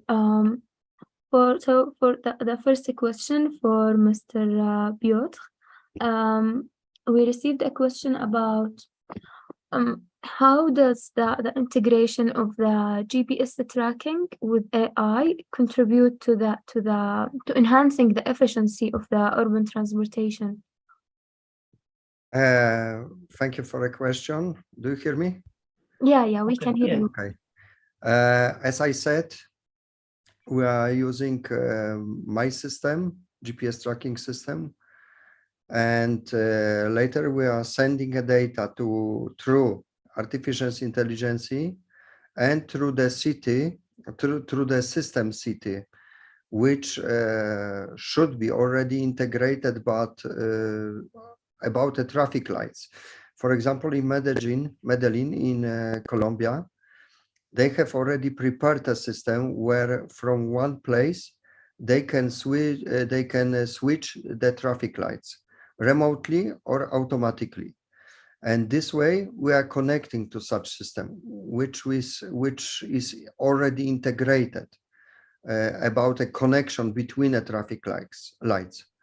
So we can subsystem moderate working of subsystem, moderating of timing between green lights on the particular crossing. So this is our solution. Okay, thank you so much. Thank you. Another question is followed by another question is also to me, sorry. Yeah, for you, yeah, because Okay. it's one block to be followed. There is also this question: what could be briefly the key features that make this technology valuable for the city management? I saw you mentioned it earlier, but I think people are interested to see it or to explain it more in a brief way. Yeah, as I told, if we will use this just for the buses to make a green light for the buses, so we can imagine the people will not wait in a traffic inside of the cars, they will move into a buses. This is this idea. It's very important because this way everyone don't want to stay on the streets in the traffic too long. So for example, in capital of Poland where I am living there, Warsaw, there are bus lines dedicated only for the buses, and sometimes I am always driving a car in Warsaw, but sometimes I see almost with tears in my eyes when the bus is passing by to my car. So and still I am waiting. So if there will be a good communication, good solution, public transport with green lights for them, a lot of people will move to the buses. We made already with the university in Colombia. We made we gave some such questions to the people.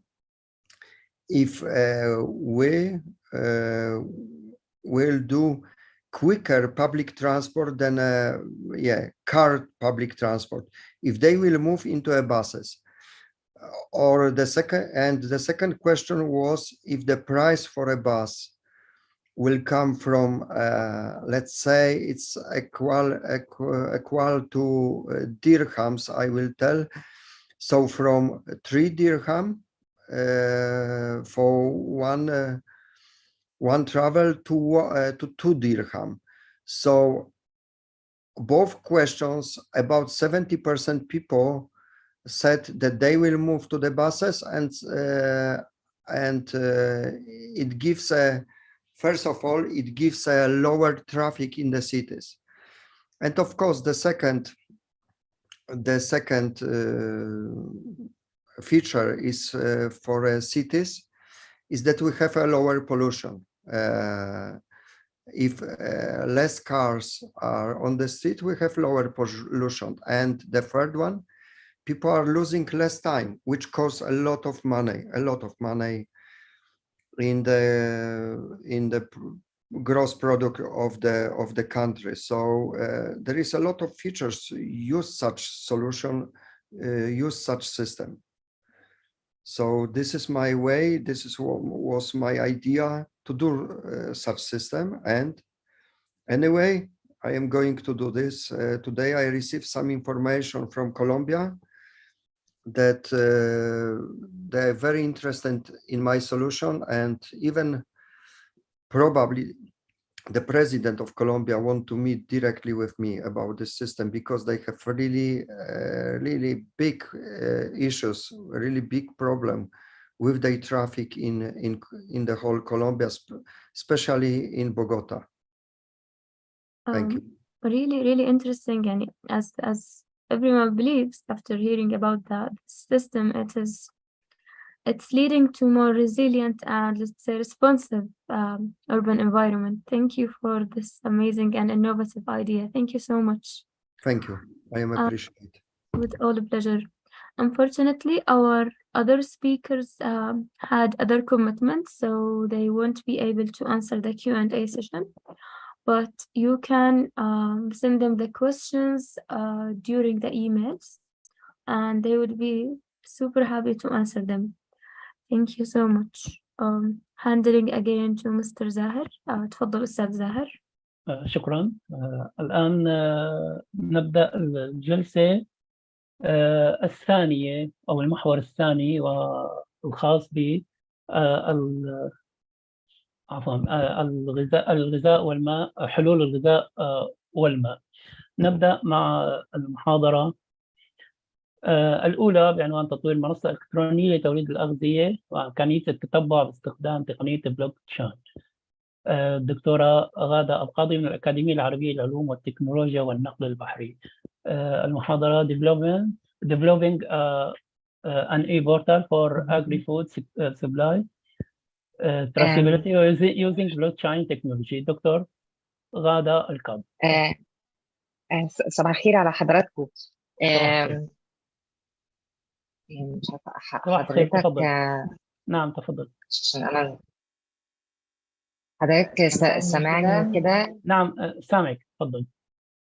طيب الصوت كده مسموع؟ الصوت مسموع. يبدو عندك جهازين كان الصوت طالع من بس نعم لحظة. نعم تأكدي من جهاز واحد فقط. كده الصوت مع حضرتك كويس؟ نعم في صدى الصوت. لو تستخدمي السماعات الأذن أفضل حتى لا يكون في صدى للصوت.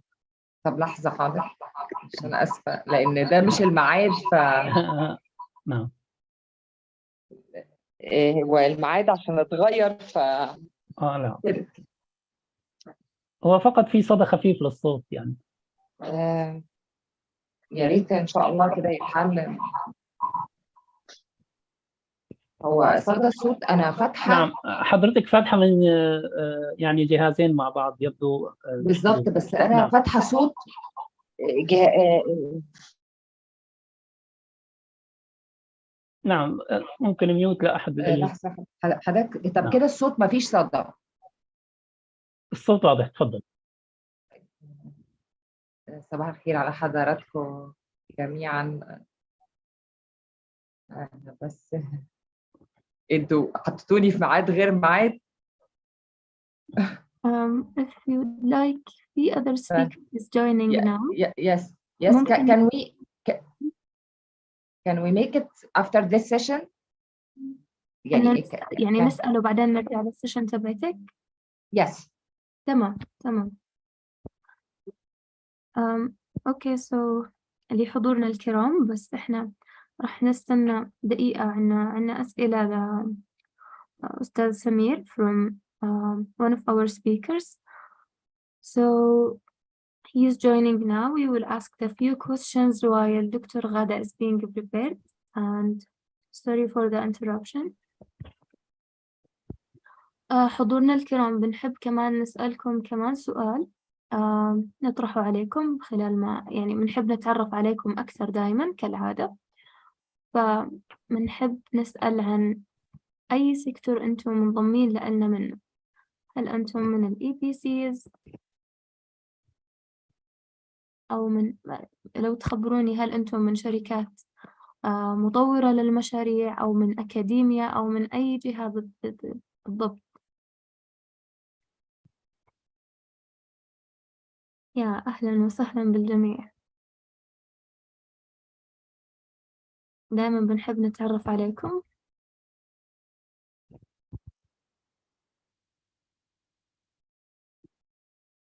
تمام، راح يطلع لكم سؤال هسه إنه تختاروا من أي قطاع أنتم.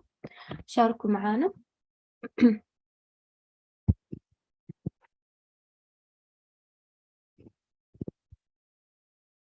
أوكي، المعظم من شركات يعني بتنفذ المشاريع أو developers. الناس اللي بتختار خيار آخر اكتبوا لنا بالشات أنتم من أي جهة، نحب نعرفكم. من جهات حكومية، يا أهلا وسهلا.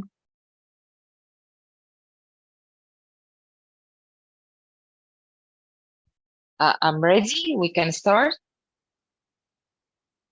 أوكي perfect. بس نبدأ. نعم، تفضلي دكتورة غادة. سعدنا بمعرفتكم جميعا، يا أهلا وسهلا. خلينا نوقف نشارك معكم بس النتائج خلال دقيقة ونعطي المايك لدكتورة غادة. تفضلي. سعيدين بوجودكم جميعا، ويا أهلا وسهلا. تفضلي دكتورة غادة. صباح الخير على حضراتكم جميعا. Let's start our presentation today about developing a blockchain, a traceability platform for blockchain using for agriculture using blockchain technology. This is one of outcomes of EU projects funded by Prima Foundation in EU called Trace and Trust Hub for Food. It's for Mediterranean food, but at the first we just have an overview outlook about the importance of the industry revolution or innovation in technology. It starts from first revolution, then the second revolution, third, fourth, and now we are in the fifth revolution, starting from how to digitalize all data, to go through using to adapt using the Internet of Things or using technology. I will not take too much time talking about the history, because I would like to go through actually why the projects focus on agriculture sector Agriculture is very important sector. All world now, especially funded institutes or big funded organizations care about investment in energy and the agriculture sector. Agriculture is taking about around 40% of global workforce. So it's leading the economy of most of companies. That's why the project focused on the agriculture sector, because of the outcome of the sector, as well as agriculture facing a lot of problems. One of the main problems of agriculture supply chain is the lack of cooperation and the integration between suppliers and the other parties in agriculture supply chain, like farmers, producers, distributors, as well as other retailers who sell agriculture product, as well as one of the big or crucial problems is the transparency and the trust between organs or parties in the supply chain. Transparency in product organ means that the consumer doesn't know or assure of the origin or organ of the product itself. Limited finance sources for farmers in industrial and developing countries, and this is a very important point, that they don't have enough financial resources to improve the farmers' ability and the awareness to know about the traceability and the whole management of the product. The cost of using any advanced technology. PRIMA project, PRIMA is one of EU foundations. This project was 36 months, and actually 10 participants from 7 countries, 7 Mediterranean companies. Here is a map of the companies, all participants from each company. These companies from 7 countries. Egypt, one of these companies, presented in from Arab Academy for Science, Technology and Maritime Transport. The aim of the scope of the project was to establish a pilot operations for the 7 hubs to develop an integrated one-stop shop for traceability and authenticity, to add value to all participants who is Mediterranean food products in each country involved, and as well as work as a decision support tool for each country who and the participants who work on the platform. Project support the implementation of full path for traceability for the food from the farmer until reach to the consumer, using a voluntary schema of traceability (VST) for meat food, as well as a reference or working as a reference for the participant speaker. Many objectives and deliverables for the project. One of our first important one was the action to map all requirements needed to create the authentication. Next, how to implement the traceability model for the participants. Then develop a web-based platform divided in 2 different modules based on the value added from the project, to explore the role of third-party body, and this is very important to make sure of the quality of the product and the origin of it, to train the stakeholders, a lot of workshops and the training sessions actually done and finished, and still working on this as well between stakeholders and the project members to demonstrate the usefulness of the application and how to use it effectively to work as a decision support tool, to choose the right country and to choose the right product, to be able to produce the product according to the international standards for exporting this product within the EU and Mediterranean area, to disseminate the project results, to announce, to publish, to advertise all actions related to the project in all over the social media, through websites and the other for policy makers as well, to set up model exploration group, and this is to activate the model for a long time, even after finishing the project.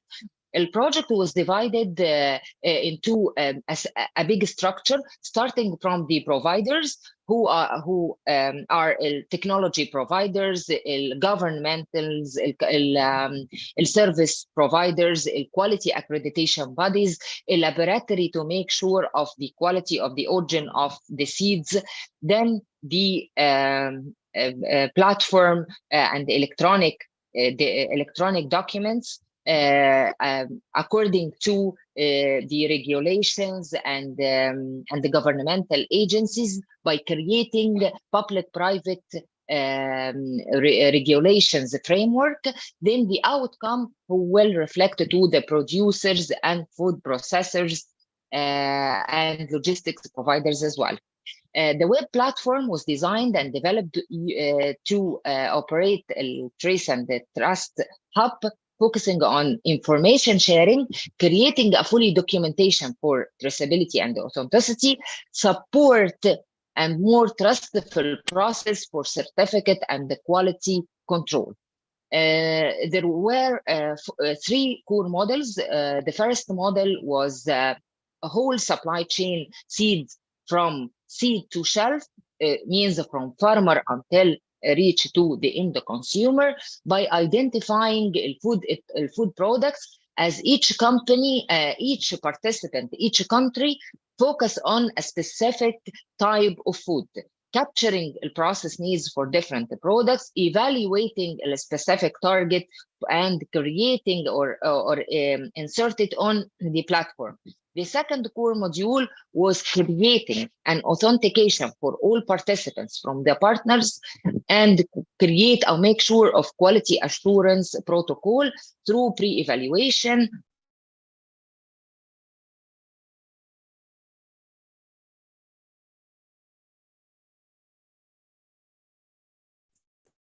isotope analysis, with nutrition, details of nutrition profile.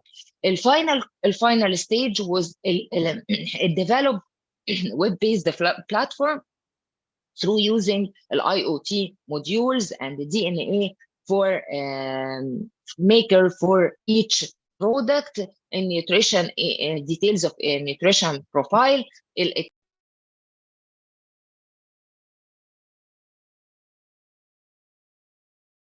Dr. Ghada, you are muted. Schema Okay. for can you hear me? No, yeah. Better. Can you hear me? This is a voluntary schema. A voluntary schema. This is the conclusion, or include all steps, all actions, all deliverables in the project. If you see this, it's divided in 2 parts. First part is creating a database part for the participants, then developing the platform using blockchain technology, then recording and document everything, and pilot study, which actually held for the 7 partners participating in the project.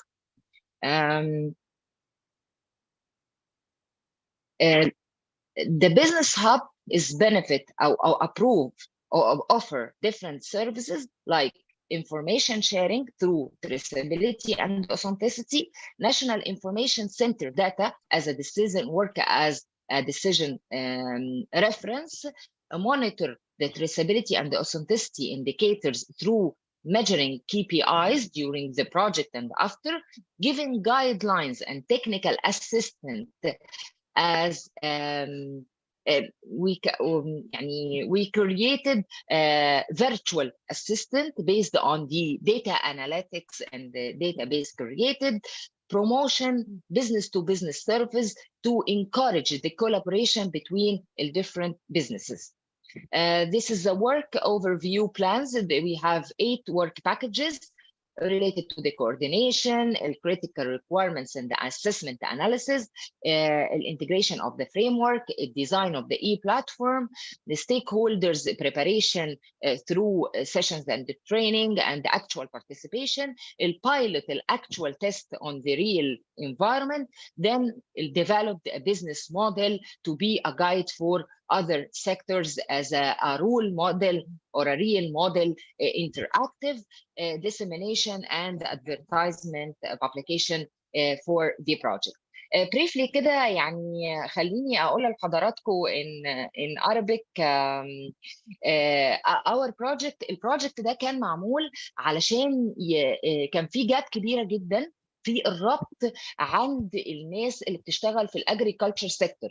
يعني كان اللي بيحصل ان ممكن يبقى البروديوسر بس او جزء واحد من الناس هو اللي مشارك والباقيين كلهم مش عارفين ايه اللي بيحصل.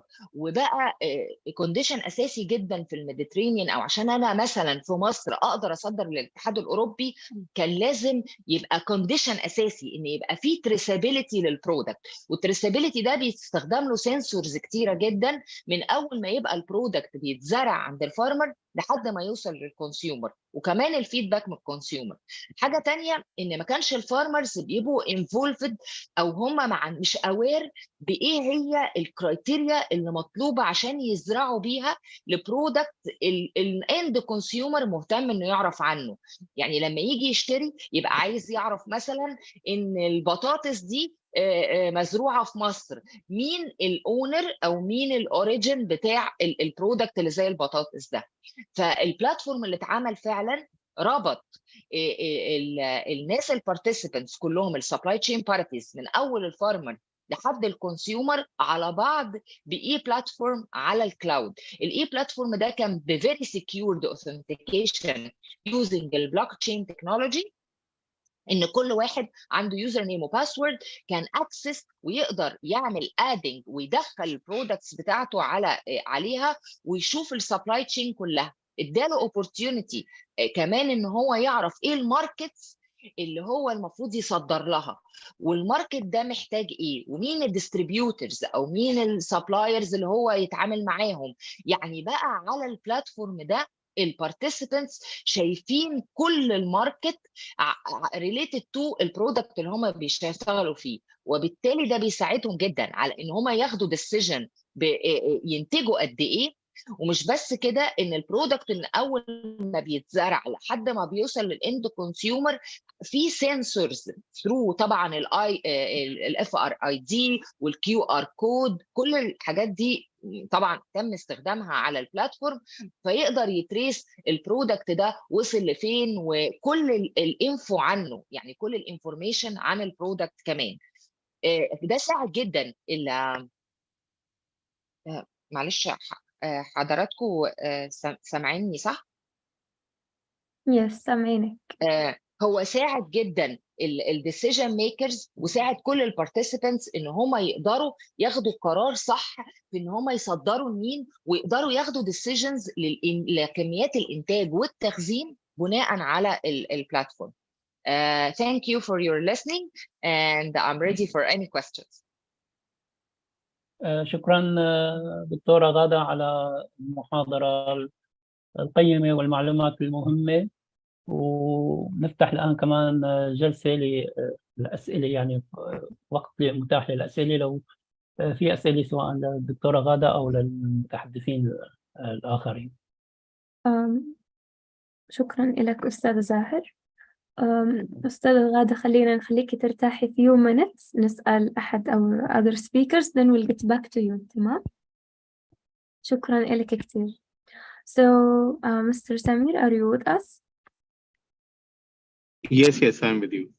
Perfect. So we received a couple of questions to you. I would like to ask it to you. So our first question is, how does the synergy between AI and the Internet of Things drive the evolution of smart cities? I remember you mentioned such a thing during the presentation, but I think people would like to hear it again in a quick, brief way. All right, so that's actually, there's hardly a short answer to that. The thing is, AI and in fact, IoT, I would say, is the pivotal point where things start off, because in order to gather AI basically works on data. And in order to gather that data, we need sensors in place, and that is where IoT comes in. So we need to deploy these special sensors or edge devices on any kind of information network, basically, which we are looking to collect. For instance, I'll give an example again of a chiller. So for instance, you want to find out, or you want to do some analysis on whether the chillers are performing correctly or not, or they are likely to break down in the future, or how is their performance correctly. So you would need sensors or IoT devices to be mounted on AC units inside the chillers, in fact, which can fetch critical parameters of the ACs, including temperature, pressure, and humidity, and other kind of critical parameters which are important for you to determine. And based on that, the right sensor has to be placed. Once the sensor is in place, the sensor will talk to an underlying infrastructure where this could normally be an IoT platform. The information goes to the IoT platform. There you have several databases. It could be stored in any standard database. And that is when the role of AI starts. So once you have gathered the data, the AI engine will basically take this data, consume this data, and will start learning. So you need to train the AI. This could be done manually, or you can incorporate higher level of AI kind of deep learning engines, wherein you just feed in the information, and over a period of time, let's say the minimum time that our system, for instance, takes is 6 months. So we require 6 months of data and the models to be trained on this data to be able to come up with any kind of predictions. Yeah, so AI would learn the normal patterns of this particular chiller, whether it is operating fine or not, whether the temperature is currently okay or not okay, and then it will create a baseline, and anything which will be different from this baseline would be marked off as an outlier, and the AI would be able to give you alarms or notifications based on this particular data. So, and similar notion can be applied to any kind of industry, or in fact, within cities, if you look at these are fragmented. So if you want to cover smart parking aspects of it, then you need to sensorize or deploy IoT devices within the cars. Or if you want to look at modernizing your mosques, for instance, which was one of the products, then you need to deploy these sensors, occupancy sensors, in the mosques, and the information will be passed on to the IoT platform, where it will be stored, and the AI will then act on it. So this is what is the essence of AI and IoT in terms of transforming smart cities. I hope I was able to give you a gist. Yeah, this is a really great answer, actually, because I was going to follow the question with specific cases, but you answered it already. Thank you so much. Another question people were following Sure.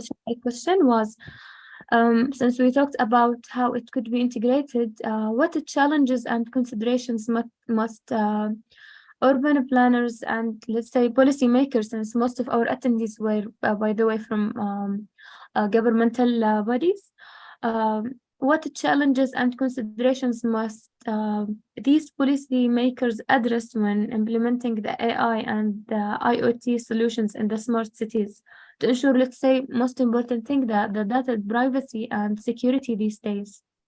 Absolutely. So this is in fact one of the major obstacles that we have in the region, because everybody talks about innovation and transforming to the next level of technologies or Industry 4.0.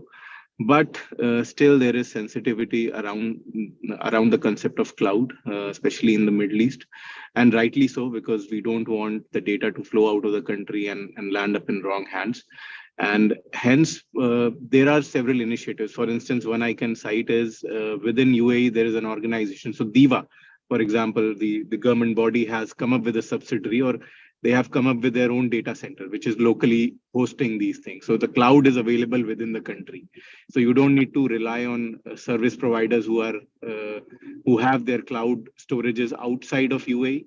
You can very well migrate all the data that you have on the cloud within UAE. That is one step in order to, safeguard your interest if you're talking about the government entities. And of course, the other challenges, the other part is challenges. When I would say these days, the security aspect. So, for example, specifically talking of OT security, because I have that background, there are standards like IEC 62443 which need to be followed and complied to. I think this is where things start to get tricky, because not all vendors of IoT and AI engines are able to follow these compliances. So it is advisable that you carefully do your due diligence while selecting the product. And of course, as I said earlier, you need to ensure that the cloud provider or the solution provider has the ability to host, provide hosting within that country. So whether it is UAE or Saudi or whatever. So these are the main challenges, I would say. Thank you so much. We received actually another question. Sure, please go ahead. Thank you. Are they? It was in Arabic, just to make sure that the person who asked it know it. Just to translate it now from Mr. Imad Zad. The question says, are there any results from IoT sensors recorded in the database that is analyzed to develop solutions or make decisions and recommendations? Let's say could be aimed to increase the productivity, avoiding previous issues, let's say using the AI technologies. I'll give you one example of this, which is one of the projects that we had. So there was a cheese manufacturer, a production plant, which was manufacturing cheese. It's a very popular brand, and they were running into problems of wastage. So they were wasting a lot of raw product, because the agitator, which was kind of ensuring the overall consistency of the liquid, was breaking up. So invariably, in a batch of say 5 cheese batches, one of the batch would go bad because the agitator would break in the tank itself, and then a lot of energy, time, and money would be required to clean the tank and then redo the process. So this is where we suggested the use of one of our products, which is an AI engine, a no-code AI. So we deployed that, and all the we sensorized the tank, of course. So all the information from these 10 sensors, including temperature, humidity, the turbidity, and consistency, everything was flowing was collected basically through the IoT devices, and then it was fed into the AI engine.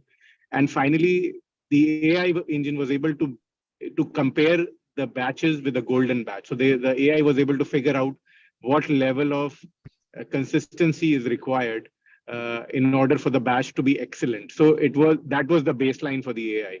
And over a period of time, it took 6 months. Now the client, or I would say the customer who's producing cheese, is in a position where they are not even breaking the agitator. They've not even broken the agitator once in the last 6 months. So from breaking it every 2 weeks to 0 downtime in the last 6 months. And imagine the kind of wastage that they have avoided, because a lot of milk, which is the major raw product, and other things, and lecithin was kind of wasted. And now they are very happy. And in fact, they have rolled it across all their 34 factories in different regions. So that is one example I could cite. Thank you so much. I think just to save the time for other speakers, if you can answer any other questions on the chat, that would be really helpful. Thank you so much. Thank you. Moving to Dr. Ghada again. دكتورة غادة، عندنا سؤالين هيك إن شاء الله بسيطات، بنحب نتعلم منك أكثر. بتحكي لك إنه what could be the project's value added for the participant، إنه إيش ال added value أو الإضافة للي حضروا في هذا المشروع اللي حكيتي لنا عنه. بصراحة هو فعلا الفاليو ادد كانت لهم ان هم كانوا بيواجهوا يعني بيخسروا فلوس كتير نتيجة ان هم مش بيعرفوا يحددوا الماركت كويس اللي الفود عايز يتحرك فيه، او الماركت التارجت ماركت.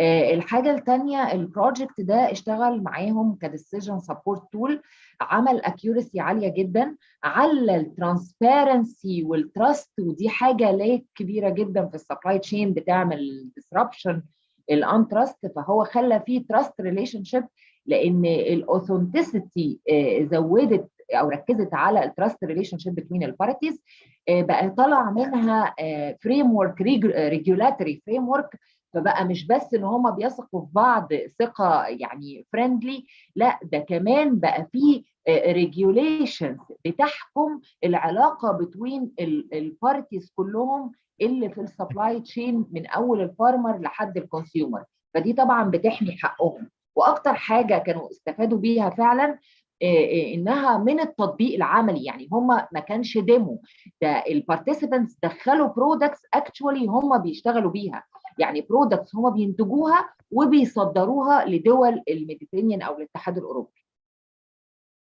شكرا كثير. يعني حل جدا رائع، وكثير فخورين بأنه عندنا حلول من جهات عربية.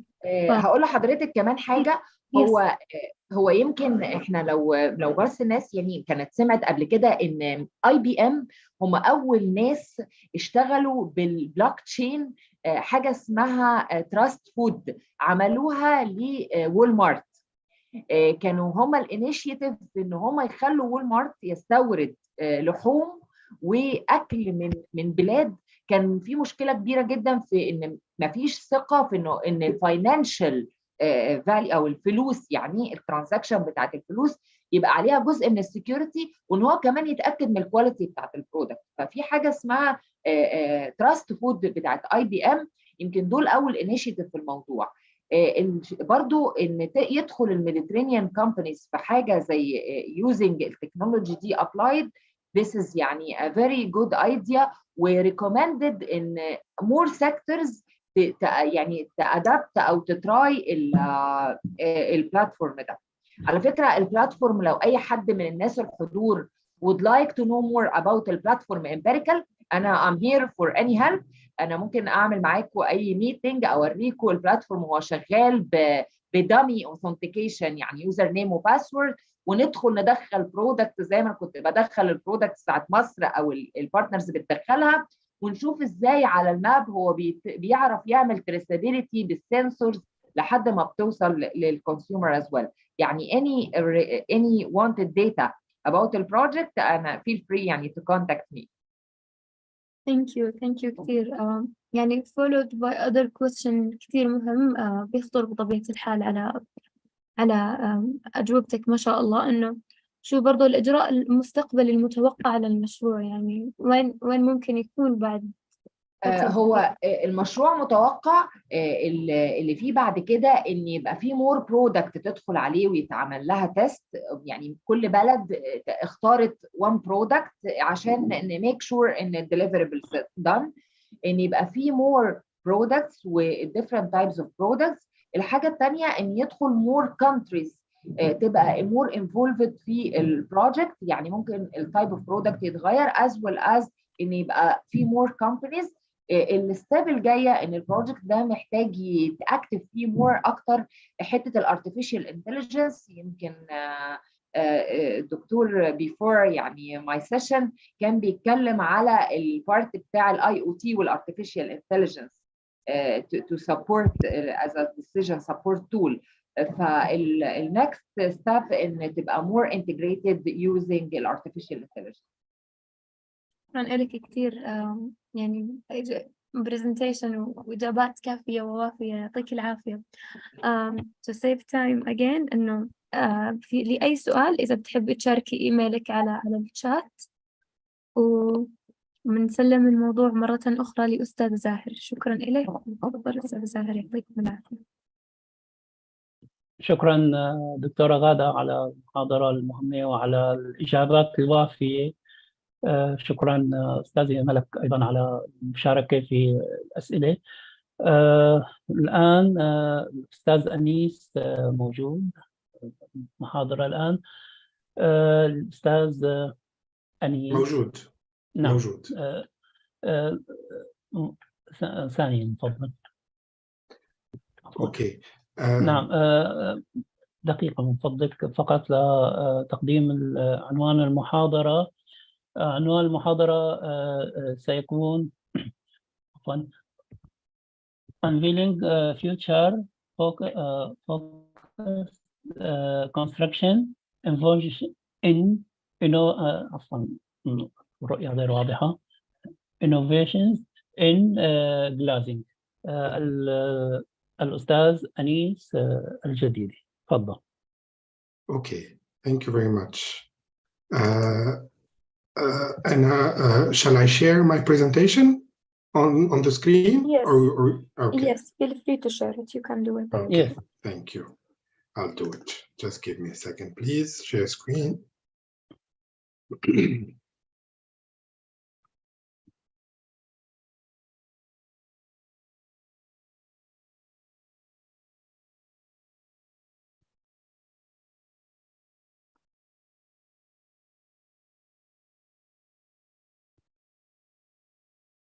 Okay.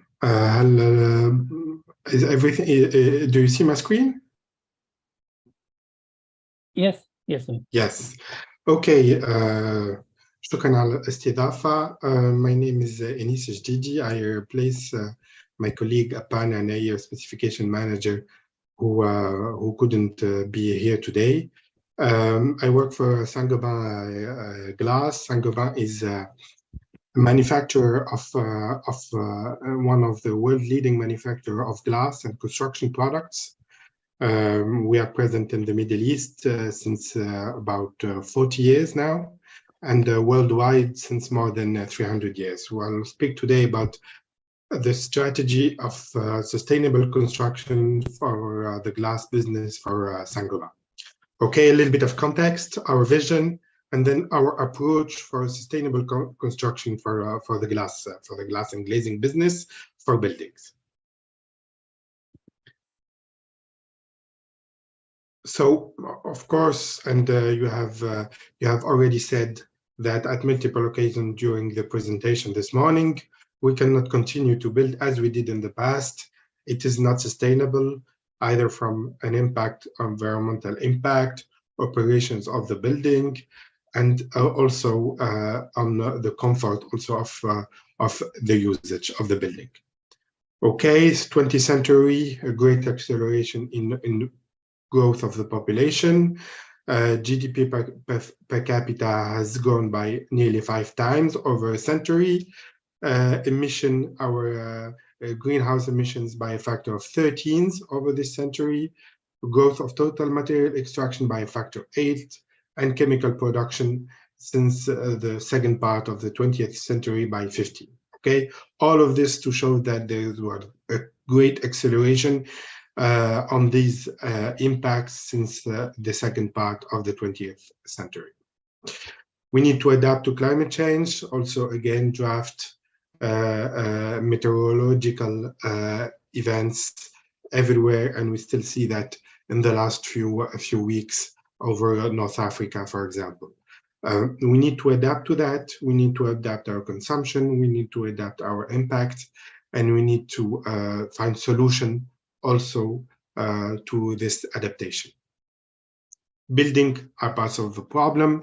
Why is that building are part of the problem? Because 40% of solid waste generation are coming from building construction.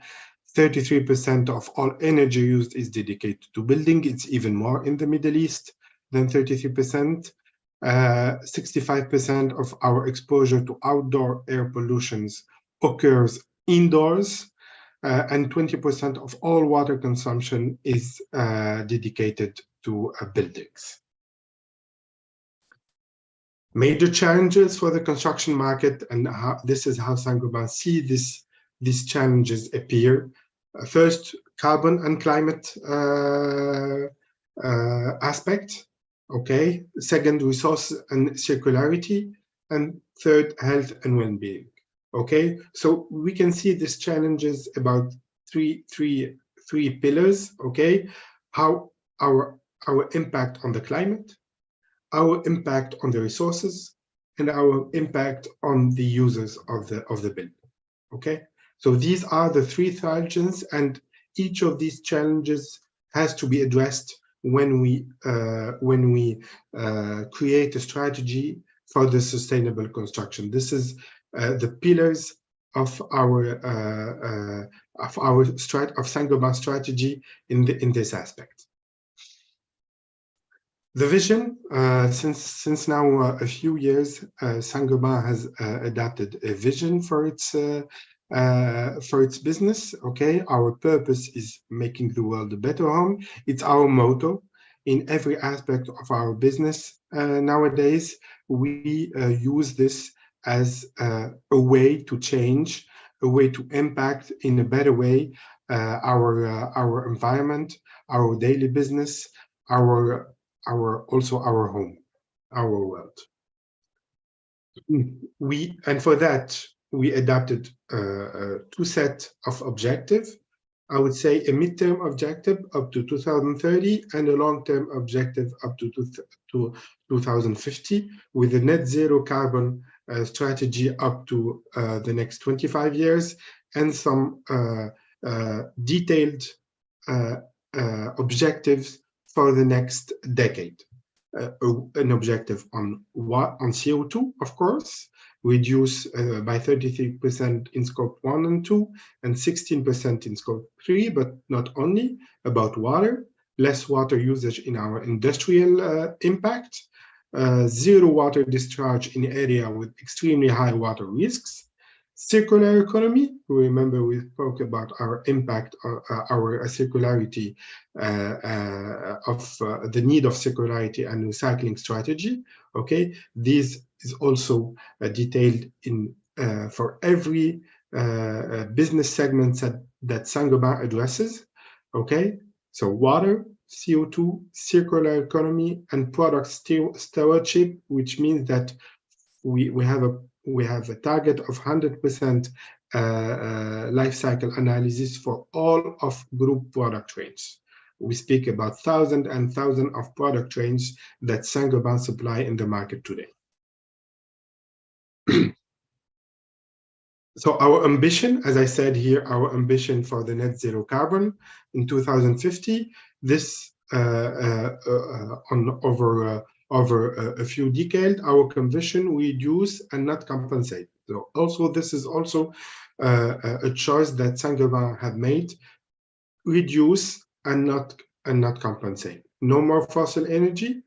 We have Saint-Gobain over the last 2 years especially have announced major contract with renewable energy suppliers for in Europe, in India, in North America, to reduce its fossil energy usage.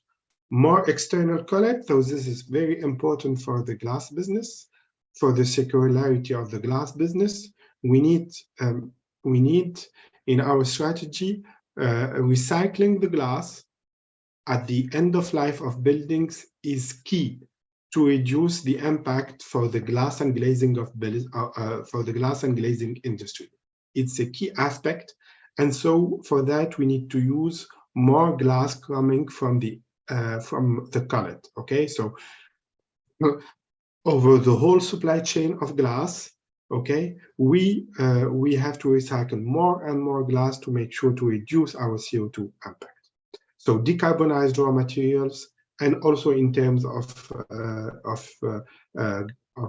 product specification, use a thinner glass because it's directly correlated to the impact of the industry in terms of CO2 consumption and in terms of energy consumption. Again, we spoke a little bit about Saint-Gobain glass here, about the thinner glass and the more colored. This is really specific to the glass industry. Again, we'll dive a little bit more detail about the glass aspect. So energy and carbon, we remember we have 3 pillars: energy, climate impact, and resources impact, and users impact. Okay, so for the first part about the energy and carbon, the challenge is to reduce the carbon emission over the whole building life cycle, not only the the manufacturing of the glass, but also the operation of the building and the end of life of the building. 33% of energy consumption today, this is the challenge, and 37% of greenhouse gas emissions today, this has to be reduced. We spoke, I briefly mentioned operational carbon, a word about that today by the innovation in the products that we supply the market. We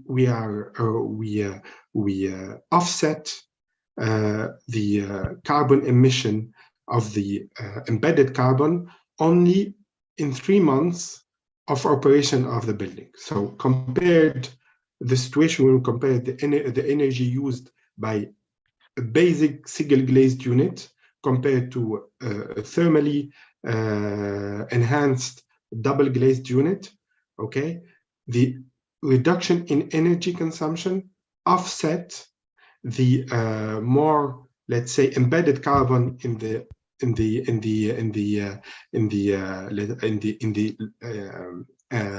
thermally enhanced product. In only 3 months, we offset that.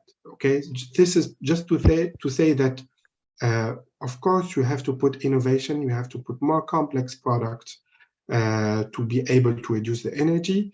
These more complex products, sometimes they have an embedded carbon that may sometimes be higher than the more basic solution, but you offset that by the operation aspect, by the operational carbon of the building. A set of just 2 examples here, okay? 2 examples that are really specific to the glass industry, okay? So we have many ranges. We have hundreds of products in our glazing range, but I mentioned here two of our magnetron coated glass that help reduce the operational carbons once installed, whatever the climate zone. The first one is what we call Cool-Lite Extreme, which is an extremely selective solar control coating with reinforced thermal insulation. Okay, this Extreme family is currently the most efficient series of solar control glasses from Saint-Gobain and in the market. Okay, to help reduce the impact, to help enhance the thermal insulation of the building. Another aspect, this Cool-Lite Extreme is really adapted, for example, for the Middle East, where we have a heat-dominated weather. So this is really adapted. For an example, for cold-dominated areas, for the European market, we have a range of products that also help maintain the energy inside the building. Okay, by enhancing the insulation inside the building, and so lowering the heating energy consumption inside the building. Just to show here that we need to cover the full range, maintaining the heat inside the building for cold-dominated area, keeping the heat outside the building for heat-dominated area. And this is really a strength of a big group like Saint-Gobain. Another range of products are the dynamic glazing portfolio, where the glazing thermal performance, but also aesthetic changes depending on the light inside outside the building. So this is an advanced solar control solution with Sage Glass. This, for example, in the Middle East, it equips the Mohammed bin Rashid Library in Dubai, and it's another way to enhance the occupant comfort by adapting the performance of the glazing depending on the time of the day. Okay, it can go from clear to lower light transmission, and it can be adapted to the weather also aspect. It can be used in different configuration. This is what we consider one, let's say, tool in the future to make adaptable buildings.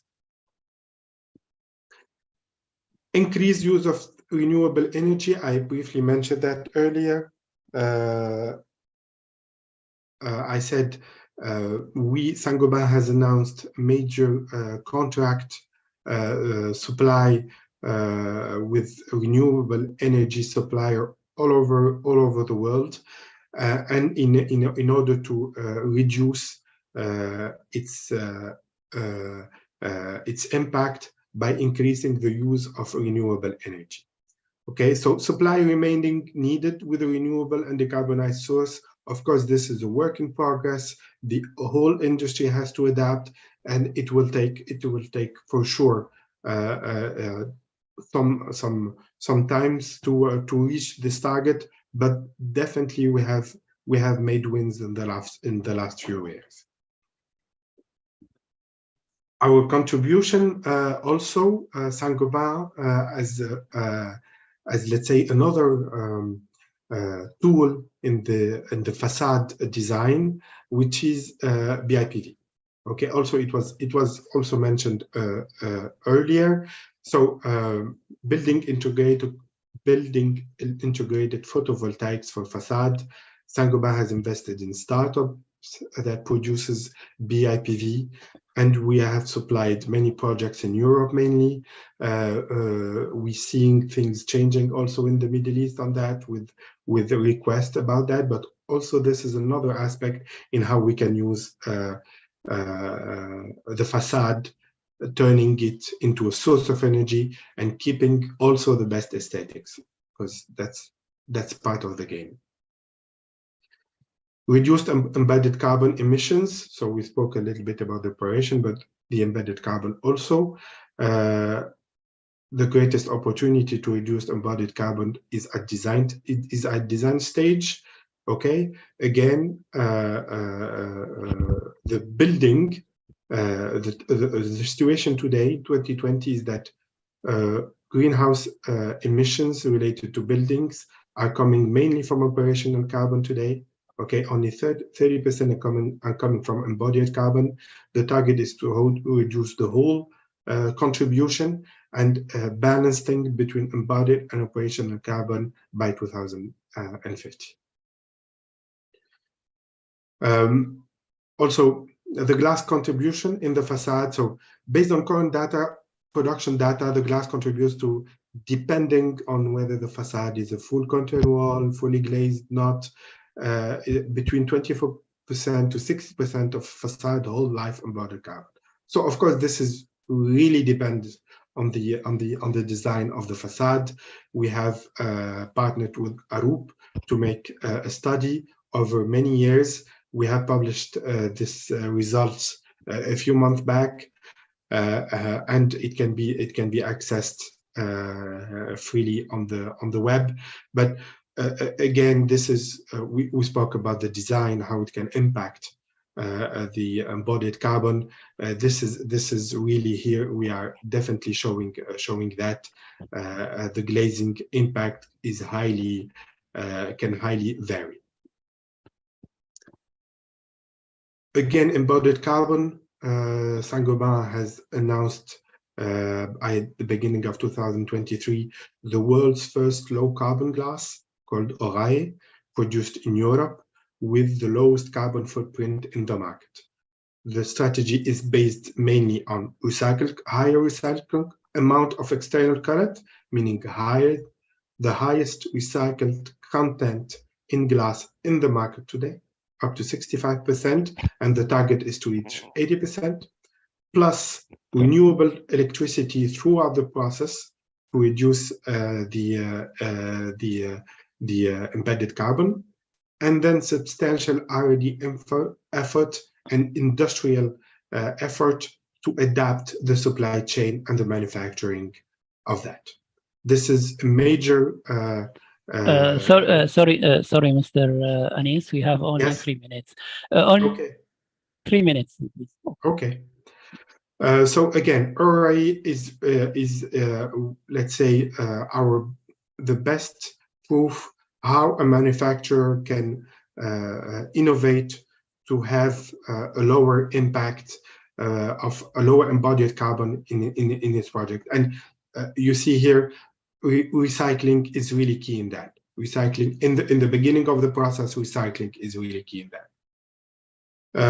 We also embed, we can enhance this array by high thermal insulating products and suggest and make project with that. We have already supplied project with that, mainly in Europe, mainly in France, but we aim to make this product available worldwide.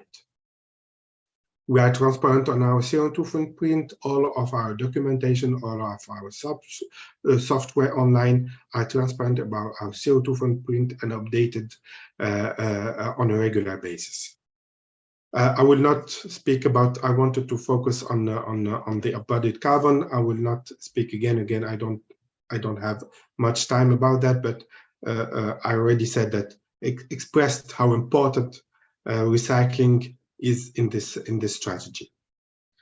Health and well-being, building have a huge impact on people's health and well-being, and again, by the design of our products, either for water-based mirrors, for example, to reduce the use of chemicals, or inert materials in glass. This also help reduce VOC release and improve indoor air quality.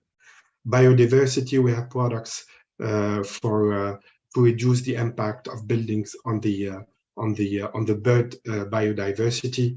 You may know this is a huge challenge in area where we have bird migration, and this is really important. And we have developed, and everyone in the industry is working on that.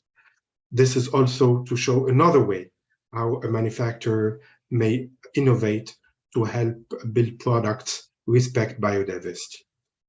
Thank you. Thank you for your time. If you have any question, I'm available. If you now or later, please feel free. Thank you, Mr. Anis, for this helpful session. Is there any question?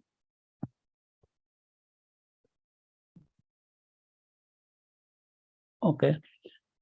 المحاضرة الآن الأستاذة حسناء علي بعنوان حلول في مجال الطاقة باستخدام تكنولوجيا الذكاء الاصطناعي. Solutions for energy field using AI technologies.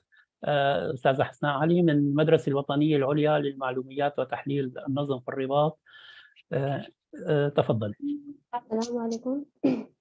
عليكم السلام. So I share my screen. Okay.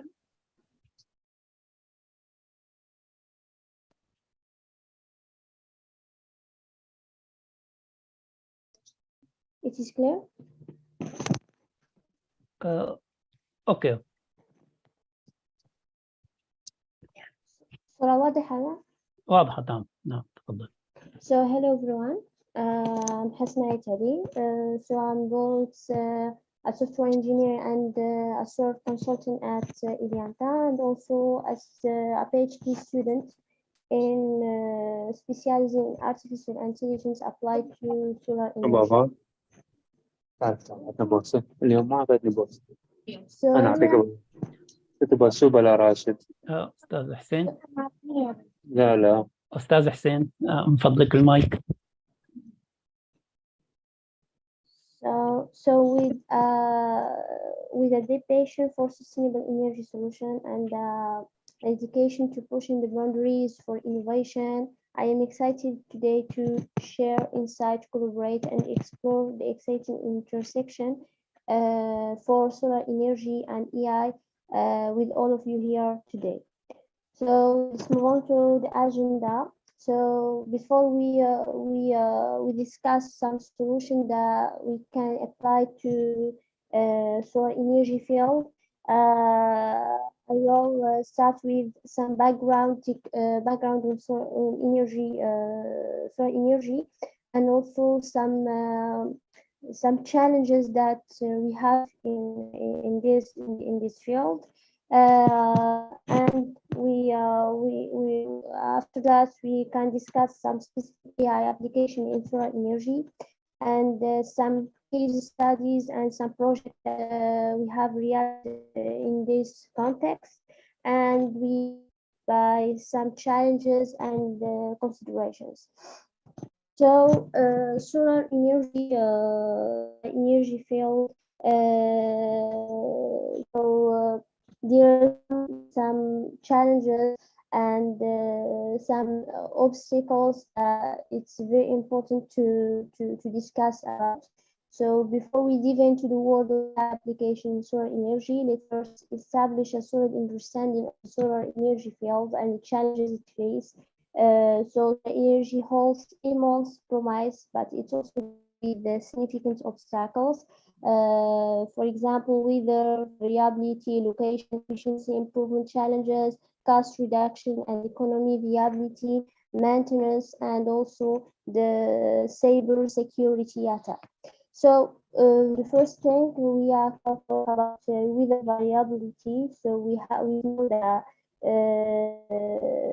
solar panel perform better under high temperature due to increased sunlight exposure.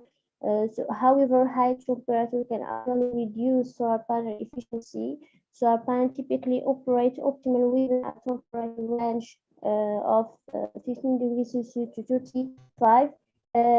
So this decrease due to temperature is quantified in the manufacturer's data sheet and temperature versus power. So if the panel has a temperature, for example, 0.5% per Celsius, its output will decrease by 0.5% every degree and also on the other hand, if the goal أستاذي حسناء، أعتذر للمقاطعة. ممكن تحسين وضعية المايك قليلا، يعني لتحسين جودة الصوت لو سمحت يكون المايك أقرب. تفضل.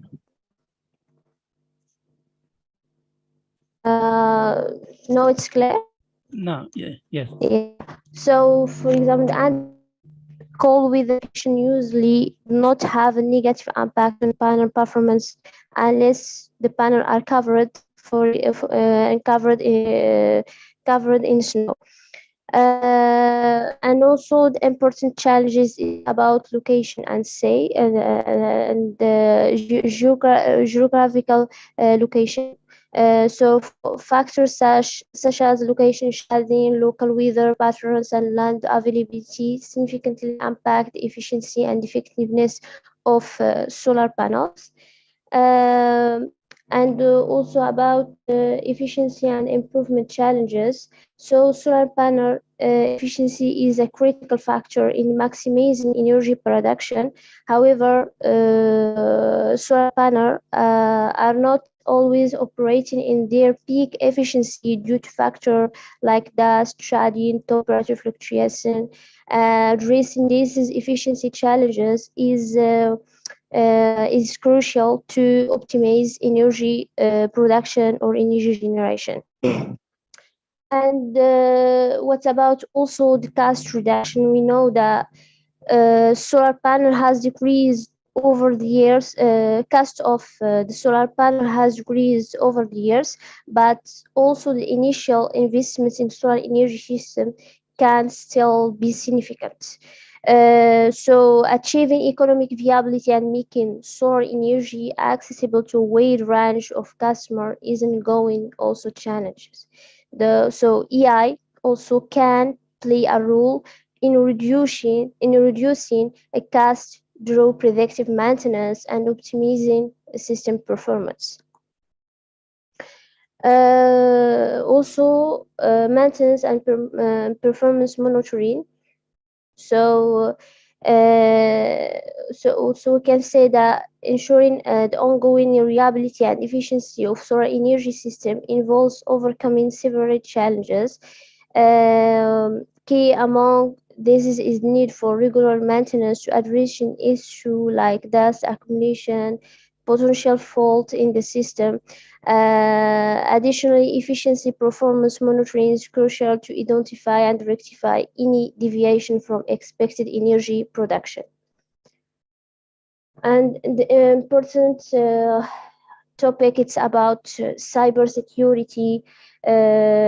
So we know that all the inverter that we have used in solar energy, it's connected to the cloud, and so we the cybersecurity is very important to enhance the security of all the system that we used in solar installation system. So I have to move on to specific EI application in solar energy. So I will propose 3 topics in this context: predictive maintenance in solar panel system, solar panel data analytics using artificial intelligence, optimization of solar panel deployment using ML. So predictive maintenance in solar panel. The predictive maintenance is a type of maintenance strategy that aims to prevent equipment failure by predicting when maintenance is needed before a failure occurs. In the context of solar panel system, predictive maintenance can help to ensure the panel are operating at efficiency and prolong the lifespan. So there are a few different techniques that can be used for predictive maintenance in solar panel. For example, visual inspection, performance monitoring, thermographic inspection. So by using this technique, solar panel maintenance professionals can identify problems with the panels before they become severe, and allowing them to perform repair or replacement before the panels fail. So that will help to improve the overall efficiency of the solar panel system.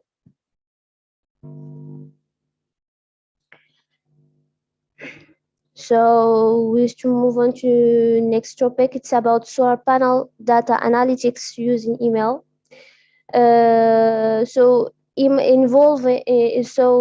That involves using ML algorithm and other EI techniques to analyze data collected from solar panel system in order to improve their performance and efficiency.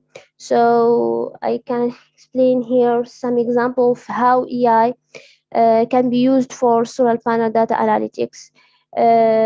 For example, predictive maintenance, that as I mentioned already, and also performance optimizations and fault detection and diagnosis. So by using EI for solar panel data analytics, it is possible to improve the performance and efficiency of solar panels, ultimately helping to reduce costs and increase the overall effectiveness of solar energy as a power source. Also, we have optimization of solar panel deployment using ML.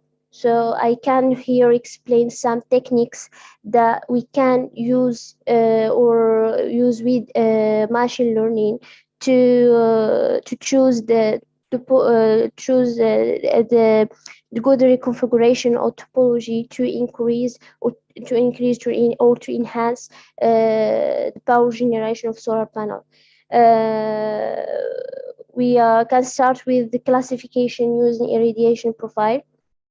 So the classification profile, which is a measure of the amount of sunlight received by different solar panels, this is used to classify and determine the optimal configuration of the panel under partial shading conditions. Machine learning model, it will help employed to perform the classification task, and learning via data. Machine learning learn by processing training data, which is relationship the ideal panel configuration and irradiation profile. SMD, it's about solar monitoring devices that are responsible for measuring irradiation panel and communicate it to the server. Prediction reconfiguration, ML algorithm running on the server utilize irradiation data from SMD to predict the optimal topology. And finally, topology reconnection. Once the server determined optimal panel configuration, it sends information back to the SMD, and SMD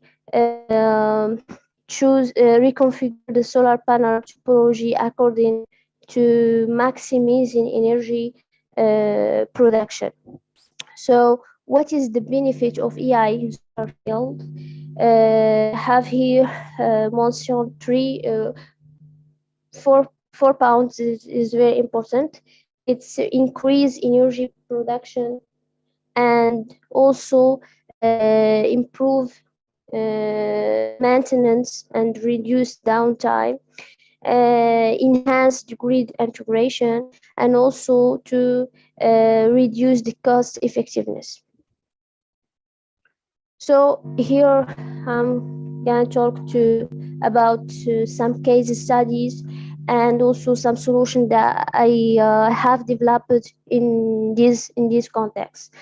For example, solution with the Huawei inverters, EMA.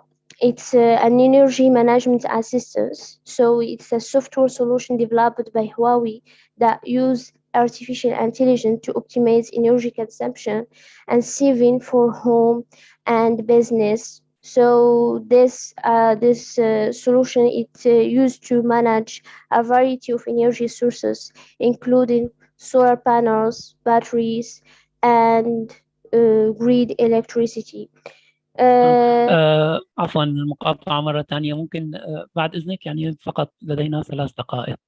Okay, so the benefit of using EMA, it's reduce energy costs and increase energy efficiency, improve energy reliability, and reduce environment impact. So I have to move to another case study. It's about a project that I have developed. It's about how we can predict solar power output using cloud cover.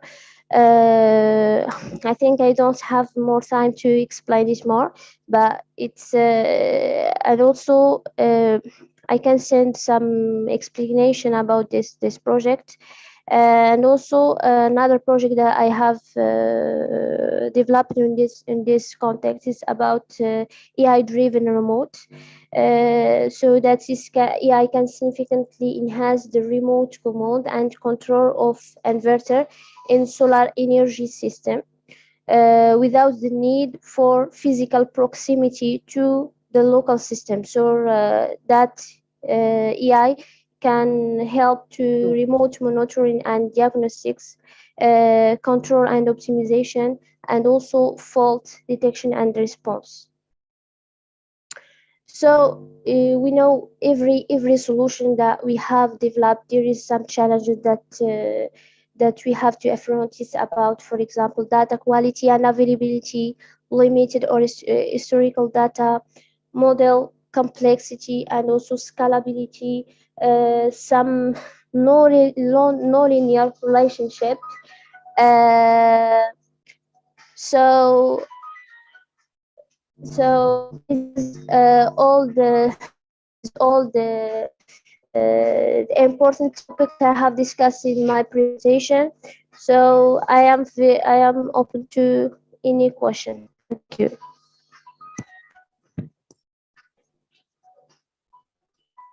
شكرا جزيلا على المحاضرة، على المعلومات المهمة، وأيضا انتظار لو في أسئلة ممكن توجيهها من المشاركين ضمن Q&A، وبعد الجلسة يعني سيتم الإجابة عن الأسئلة. ننتقل الآن إلى المحاضرة التالية وهي بعنوان تأثير التكنولوجيا على استعادة النظم البيئية الطبيعية والمتنوعة. الأستاذ جورج إبراهيم. إذن المحاضرة بعنوان Technologies Impact on the Restoration of Natural and Biodiverse Ecosystems. أستاذ جورج إبراهيم تفضل. Thank you so much ساهر. السلام عليكم جميعا، شكرا لدعوتكم لنا. I think you can see my screen صح؟ نعم.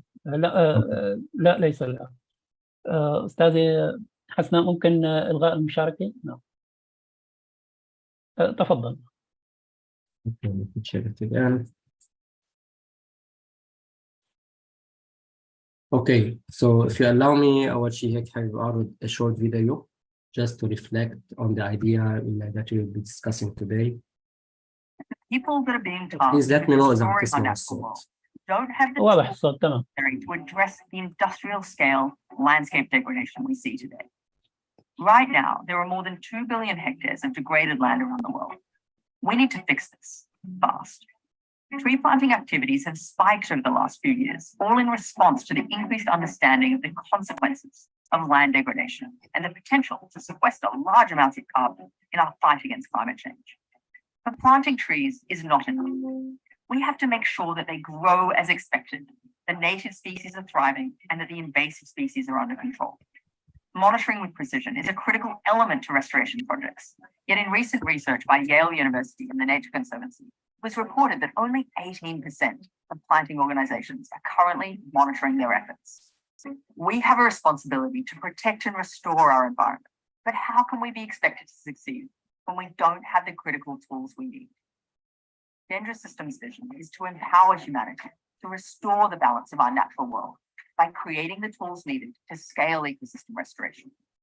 We provide the infrastructure to monitor environmental projects at scale and the platform to drive interventions that are needed. Using a combination of drone technology and ecology-trained AI, we can capture and analyze massive amounts of data and generate new insights to direct restoration work, monitor ecosystem health, and seed large biodiverse ecosystems.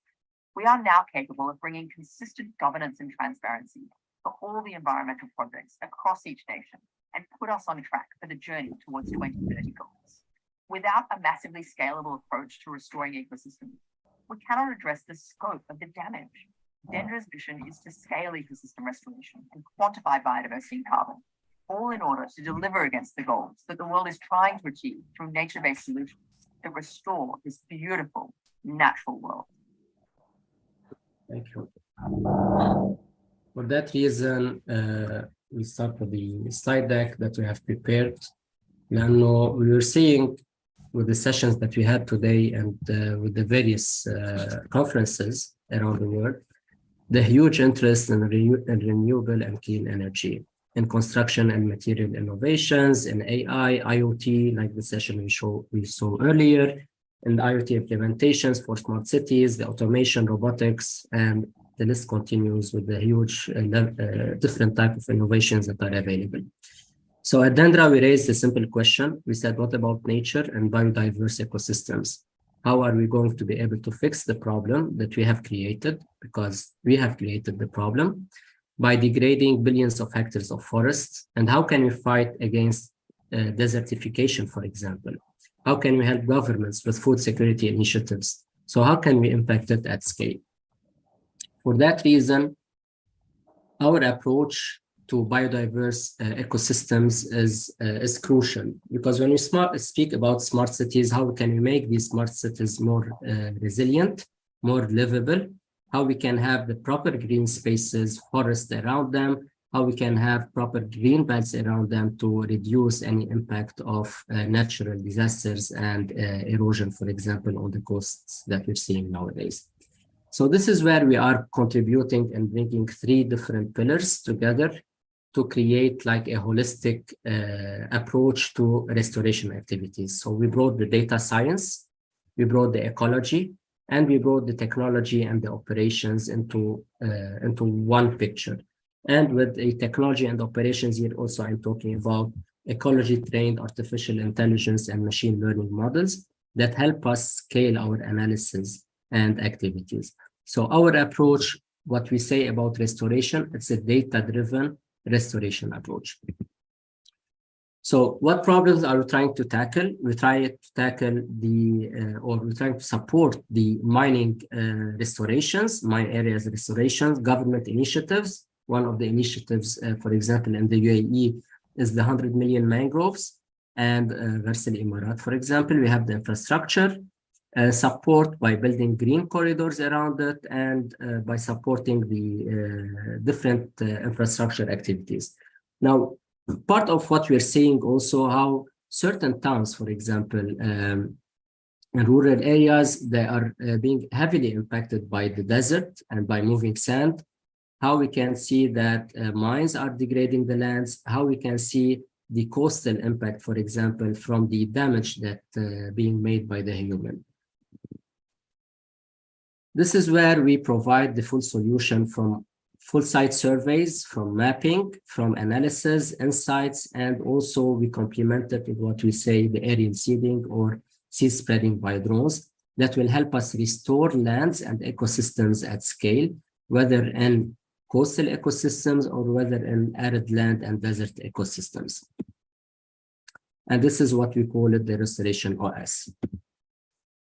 So when we speak about scalability, this is very important. So how we can scale our operations, because if you want to keep doing things manually, it will take us years and years and years. And I think we'll be very late into impacting the climate change.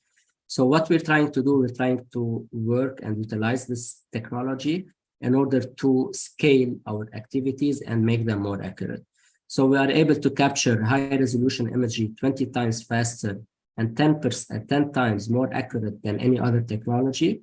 We're able to scale it 75% faster than ground-based methods. And we are able to also ensure the safety of the operation, especially when we have to send people to remote areas or to areas that are not easily accessible by humans.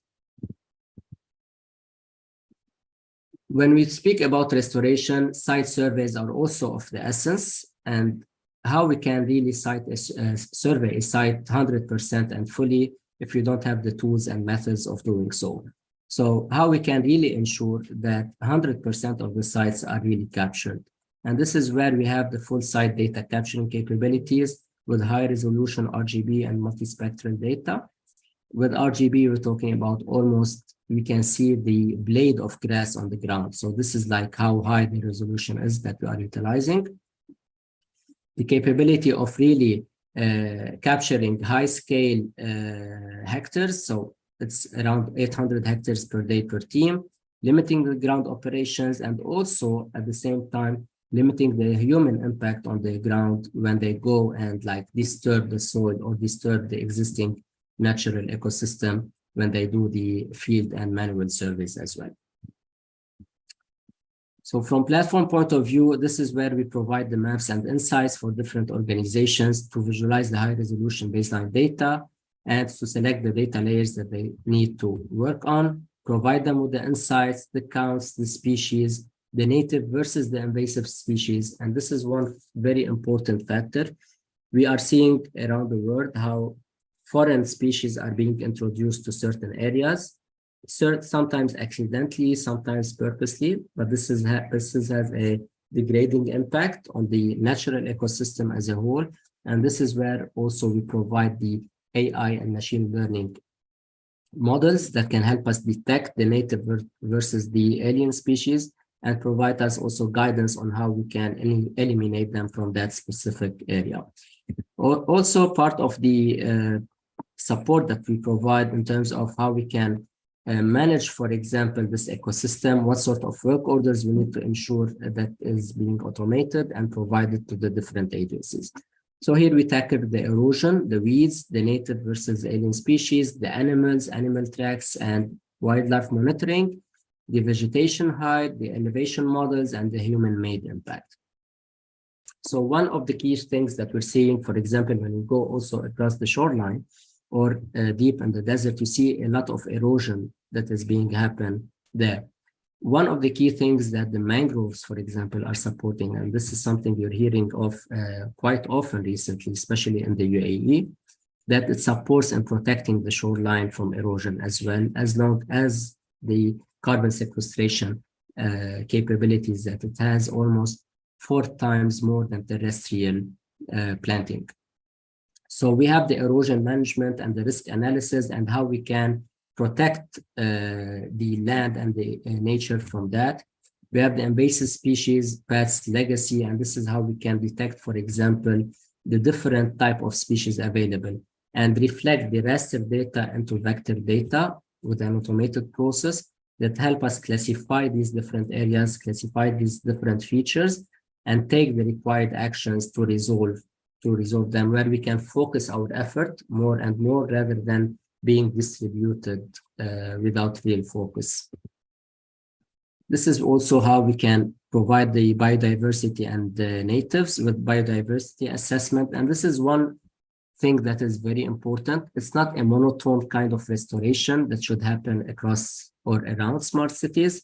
It should be more of a biodiverse ecosystem that will allow the native species to come back to life, the native animals as well, and native, like for example, oryxes, the Arabian oryxes, for example, Arabian leopards, and so on, how we can really prepare a habitat that is suitable for them to be restored. So then we have also the native species, tree stem density, etc., with the fauna and the habitat. And one thing that is very important, how we can really monitor and track the wildlife around these cities, how we can preserve them and protect them. So we know that conventional methods are very time consuming and labor intensive and expensive, and also poses risk to these environments. This is where we use the ultra high resolution data for that in order not to really impact these areas, to be able to visualize the different activities, to model these activities and obtain the insights from them, to check the wildlife diversity and the population, the track analysis, the movement analysis, and the human impact as well. And as you can see in some of these pictures, we can see tracks, we can see litter, we can see human-made impact, we can see the animals, we can see carcasses. So this overall gives us like a holistic overview about what we're trying to address. With the various dashboards-based reporting, so I'm not going to spend much time on that. We have all the capabilities that provide the government institutions and private institutions with the capability to monitor and track all the restoration activities that they are doing and all the effort that they are doing over time. So it's a geographic, geospatial, and temporal kind of analysis to be able to see the trend. Are we on the right track or not, and how we can achieve it better? So one of the key things, for example, about one project that was implemented in the UAE, where we did an extensive R&D activities on arid land restoration and desert restoration, and it successfully demonstrated alternative approach that doesn't require frequent irrigation. So when we speak about natural ecosystems, those are, and if we want to scale them up heavily and on a bigger scale, we have to consider how we can eliminate, or so to speak, not required to have irrigation in place or irrigation systems and network in place. And this is where we have what we have implemented also in Abu Dhabi as well. So we have revived and restored an arid ecosystem without the need for irrigation, using the different various techniques and mitigation activities.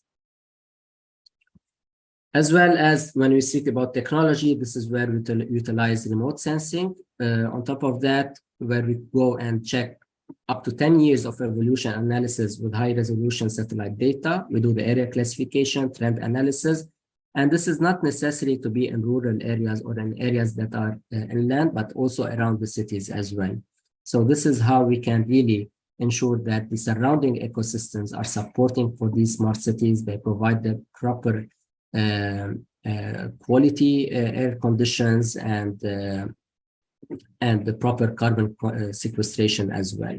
So we have the area classification, the trend analysis, the ecosystem modifications over time. This is how we can visualize, analyze, and study its impact and take the required actions accordingly. And at the end, this is where we go into aerial seeding. So we spoke about how we can create a baseline and understand what's currently, what was the case, how was the case a few years back, 10 years back, 15 years back till now, what was the impact of all the work that we have done in this area. Once this is done, then we start thinking about what are the most suitable areas and sustainable areas for restoration activities. Once that's done, then we go into the aerial seeding, and this is where we can really cover huge and large areas in aerial seeding using the proper seasonal timeframes. So we can provide up to 700 kilograms per day per drone in terms of aerial seeding and seeds. And this is like a huge capacity that we can provide with 60 hectares per day. So imagine the scale that we can operate with, prevent the ground impact and damage. So no need now for people to go, step in the field, go and plant manually and plant them in a less natural, let's say, aspect. And also seed the flight path traceability. And this is where we can trace what we have spread, where the seeds have dropped. And so it can help us with the monitoring effort that we do onward, how we can monitor this effort, where we are, what we need to do better, how we can enhance it further. Are there any other impacts that we need to mitigate or not? And this is where also we do the seed spreading with multi-type of species, not only specific one species only, to reflect and let's say mimic the same natural restoration habits that the nature provides. So some of the key benefits: the improvement of safety, the increasing of efficiency, minimizing the seeding costs, reducing the risks, and improve the seed supply. I wanted to go quickly through these slides as well, so I can allow for some Q&A. And as our co-founder and CEO say, let's get to work. And as long as we have the will, we can all make it work, and we can all contribute to the better health of our Earth and our planet that we are all living in. Thank you so much.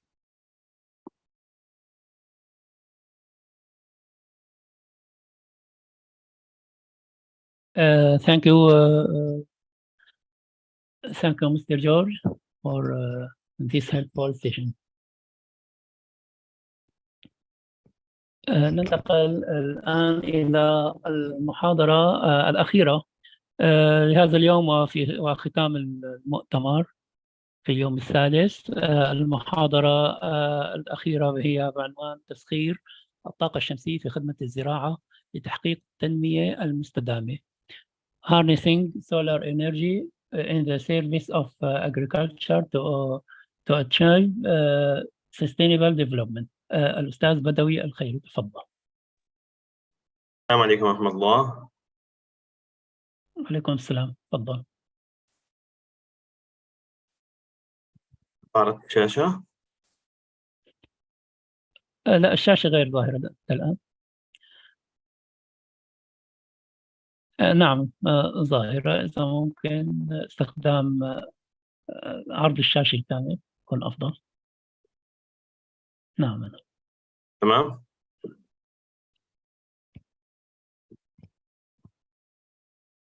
طب الموضوع اللي احنا نتحدث فيه اللي هو استغلال الطاقة الشمسية في خدمة الزراعة لتحقيق التنمية المستدامة.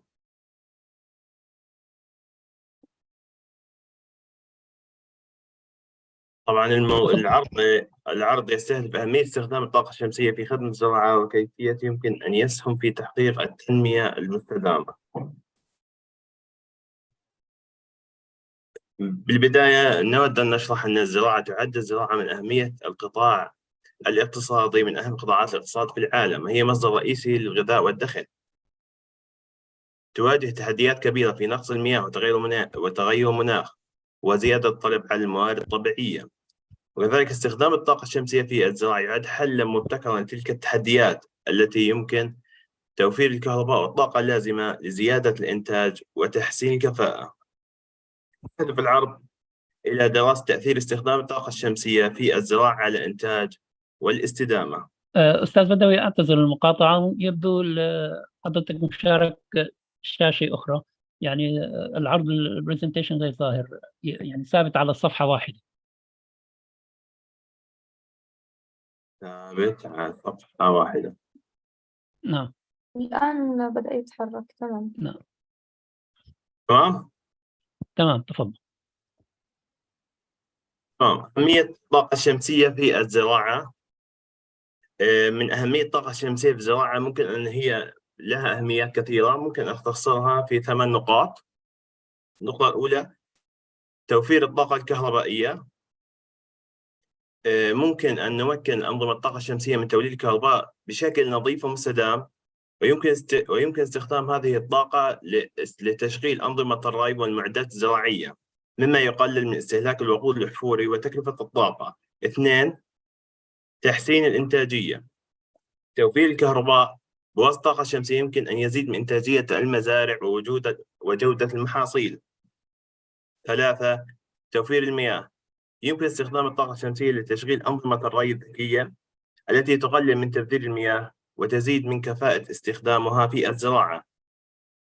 أيضاً تقليل الانبعاثات الكربونية، وهي مهمة في الوقت الحاضر. الطاقة الشمسية نظيفة وليست لها انبعاثات كربونية مثل طاقة الوقود الأحفوري أو طاقة الوقود الذي يستخدمونها في الجنريتور لتشغيل مضخات المياه، وذلك لها أثر البيئة لذلك يسهم في تقليل التغير المناخي.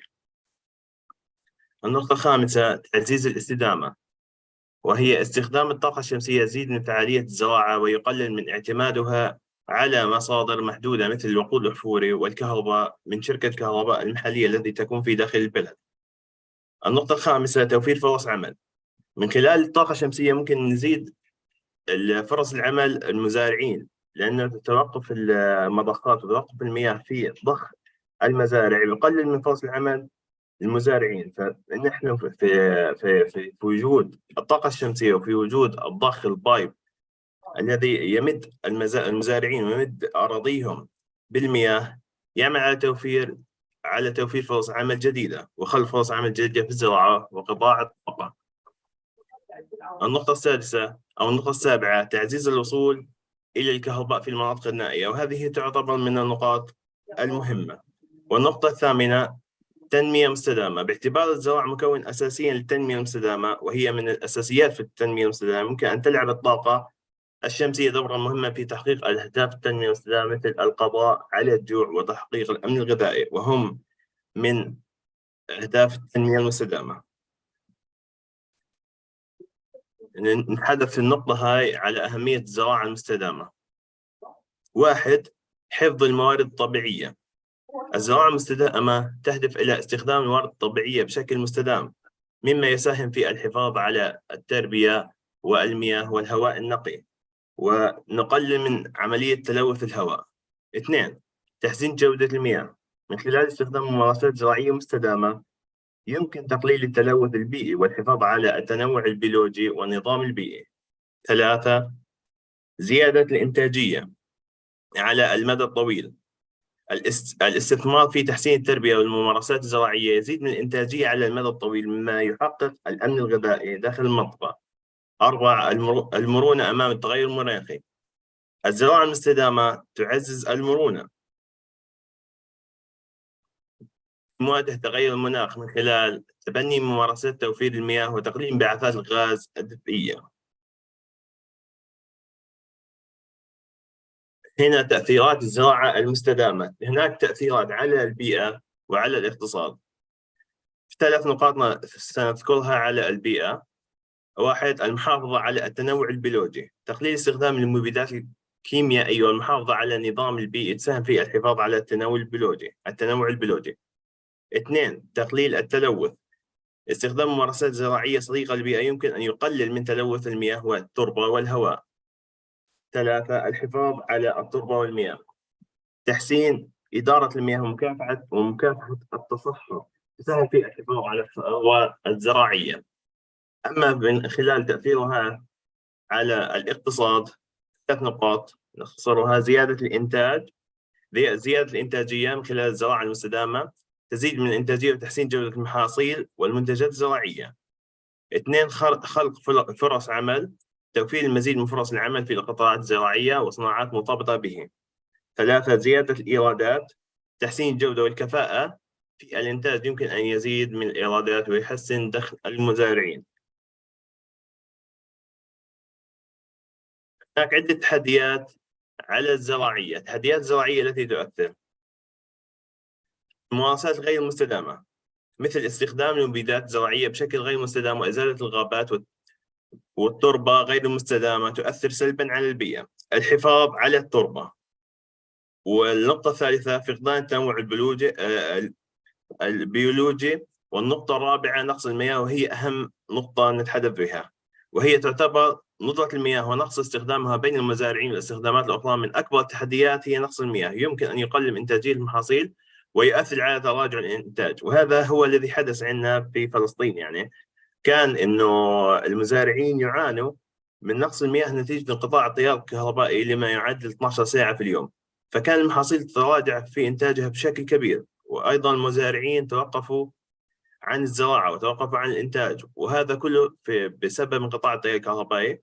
توجهنا نحن في مؤسسات القطاع إلى التوجه إلى الخلايا الشمسية، ويعني تمويل عدة مشاريع في الخلايا الشمسية. من ضمنها كان مشاريع بالتعاون مع GIZ ومشاريع بالتعاون مع UNDP، وهي تمويل المزارعين أو المزارع الصغيرة بأجهزة الطاقة الشمسية التي تعمل على تشغيل المضخات التي تكون من 5 هورس باور إلى 3 هورس باور، وتعمل على تمديد المزرعة بمساحة 5 دنومات، يعني 5000 متر مربع. الفوائد المحتملة للاستخدام الشمسي في الزراعة: هناك عدة فوائد، منها توفير مصدر مستدام للكهرباء. 2. مضاعفة كفاءة استخدام المياه، وذلك من خلال استخدام الطاقة الشمسية لتشغيل أنظمة الري التي تستخدم المياه بشكل فعال، مما يقلل من تبذير المياه ويزيد من كفاءة استخدامها. تخفيض انبعاثات الكربون، وهذا هدف أسمى وهدف في المستقبل يجب أن الإنسان يفكر فيه من ناحية المستقبل. انبعاثات الكربون، الاعتماد على الطاقة الشمسية يساهم في تقليل انبعاثات غازات الاحتباس الحراري، وبالتالي يقلل من التغير المناخي المضرة بالزراعة. والتعزيز، النقطة الرابعة، تعزيز الاستدامة والزراعة العضوية. الزراعة بممارسة مستدامة تضمن استخدام الطاقة الشمسية كمصدر نظيف للكهرباء وتجفيف المحاصيل بشكل طبيعي، مما يعزز من استدامة الزراعة وجودة المنتجات. النقطة الخامسة، زيادة الإنتاجية. الطاقة الشمسية يمكن أن تساهم في تحسين إنتاجية المزارع أو المزرعة من خلال تشغيل أنظمة الري بكفاءة وتوفير الطاقة للمعدات الزراعية. النقطة السادسة اللي هي الوصول إلى المناطق النائية. تقنيات استغلال الطاقة الشمسية في الزراعة. 1. أنظمة الري بالطاقة الشمسية. تستخدم أنظمة الري بالطاقة الشمسية ألواح توليد الكهرباء من الشمس، وهذا تقوم الأنظمة تشغيل مضخات المياه التي تقوم بضخ المياه من مصادر المياه، إما البئر، المياه الحفرة طبعا، أو إن كان هو على أنهار أو حقول إلى الحقل تاعه إلى المزرعة. تتيح هذه التقنية استخدام المياه بكفاءة أكبر وتحقيق وتوزيع متساوي للمياه على المحاصيل. 2. تشغيل معدات بالطاقة الشمسية. يمكن استخدام الطاقة الشمسية لتشغيل معدات زراعية مثل الأجهزة للحراثة والحصاد والتلويح والضخ. تقليل هذه الأنظمة من تكاليف الوقود والصيانة وتقليل التلوث البيئي. 3. تزيد من إنتاجية المزرعة وتحسين الجودة والكفاءة في العمليات الزراعية. النقطة الثالثة، أنظمة الإضاءة الزراعية بالطاقة الشمسية. هذه يمكن بتكون شوية مشكلة فيها، كان إنه هي بتغلي من السعر، لأنه أنت إذا بدك تعمل أنظمة إضاءة للطاقة في الطاقة الشمسية بدك توفر البطاريات، والبطاريات هي اللي كانت المعضلة الرئيسية في غلاء المنتج. يعني إحنا لما اشتغلنا مع المزارعين اشتغلنا إنه نوفر لهم اللي هو الطاقة الشمسية، وكان جهاز من نوع سباير، كان باختصار إنه طول ما في شمس كان المضخات تاعته شغالة وأجهزته شغالة، لأنه هي فلسطين، يعني فلسطين في منطقة تستفيد ما يقارب 3000 ساعة في السنة، 3000 ساعة شمسية تظهر في السنة، يعني معدل 8 ساعات ونص. نرجع للنقطة الرابعة، أنظمة الجفاف والتجفيف بالطاقة الشمسية. تستخدم لتجفيف المحاصيل بشكل طبيعي باستخدام الطاقة الشمسية، وتساعد على الحفاظ على جودة المحاصيل وتقليل الفاقد من المزروعات. 5. أنظمة تخزين طاقة بالطاقة الشمسية، تستخدم البطارية تخزين الطاقة الشمسية، هذه حكينا عليها فيما سبق. هناك عدة مشاريع ناجحة تستخدم الطاقة الشمسية في الزراعة حول العالم. حنكتب بذيك الأربعة. كان في من ضمن المشاريع مشروع في الأردن، ومشروع في أفريقيا، ومشروع في تايلاند، ومشروع في الهند. هذول المشاريع هم اللي ركزوا على إيش؟ على المشاريع على الزراعة. في مشاريع أخرى ركزت على الصناعة، في مشاريع أخرى ركزت على عدة مجالات. في مشروع كان في قطاع غزة في فلسطين ركز على تكرار المياه وتحويل المياه العادمة إلى مياه صالحة، لكن المشاريع هذه هي اللي ركزت على الزراعة. هنا النقطة هذه كيفية تحقيق التنمية المستدامة من خلال استخدام الطاقة الشمسية في الزراعة. هناك 8 نقاط. زيادة الإنتاجية الزراعية من خلال توفير الكهرباء من الطاقة الشمسية يسمح بتشغيل مضخات المياه وأنظمة الري بكفاءة أكثر، وهذا يزيد من إمكانية زيادة المساحات المزروعة وزيادة الإنتاج الزراعي، مما يساهم في تحقيق الأمان الغذائي وزيادة الإنتاجية. 2. تقليل التلوث البيئي.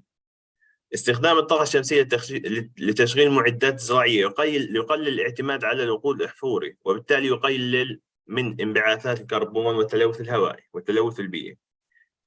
3. زيادة كفاءة استخدام المياه. الطاقة الشمسية يمكن أن تستخدم في تشغيل أنظمة الري بدقة عالية وبتوقيت مثالي، مما يقلل من تبذير المياه وزيادة كفاءتها في الري. في هذه النقطة يعني ممكن نضطر إلها إنه في الأنظمة الشمسية في أنظمة الري الحديثة اللي هي السمارت، اللي هي بتعتمد على المياه في التربة أو على توزيع المياه أو على بذور الشمس أو غروبها.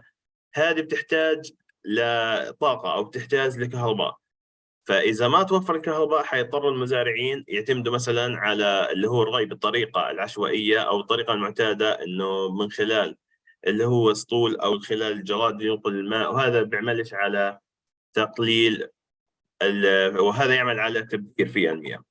التمويل المستدام من خلال مشاريع الطاقة الشمسية يمكن المزارعين من تقليل تكاليف الإنتاج زيادة الإيرادات، مما يسهم في تحقيق استدامة الأعمال الزراعية.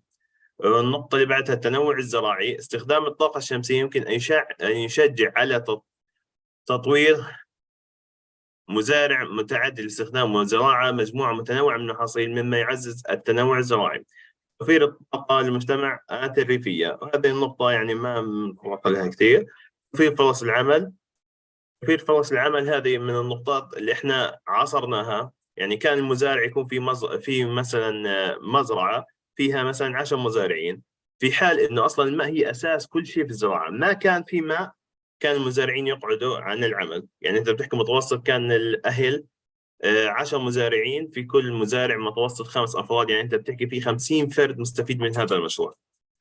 وتحقيق اهداف التنمية المستدامة الاستفادة من الطاقة الشمسية في الزراعة تسهم في تحقيق عدة أهداف التنمية المستدامة، مثل القضاء على الجوع وتحسين صحة الناس وزيادة الإنتاج الاقتصادي.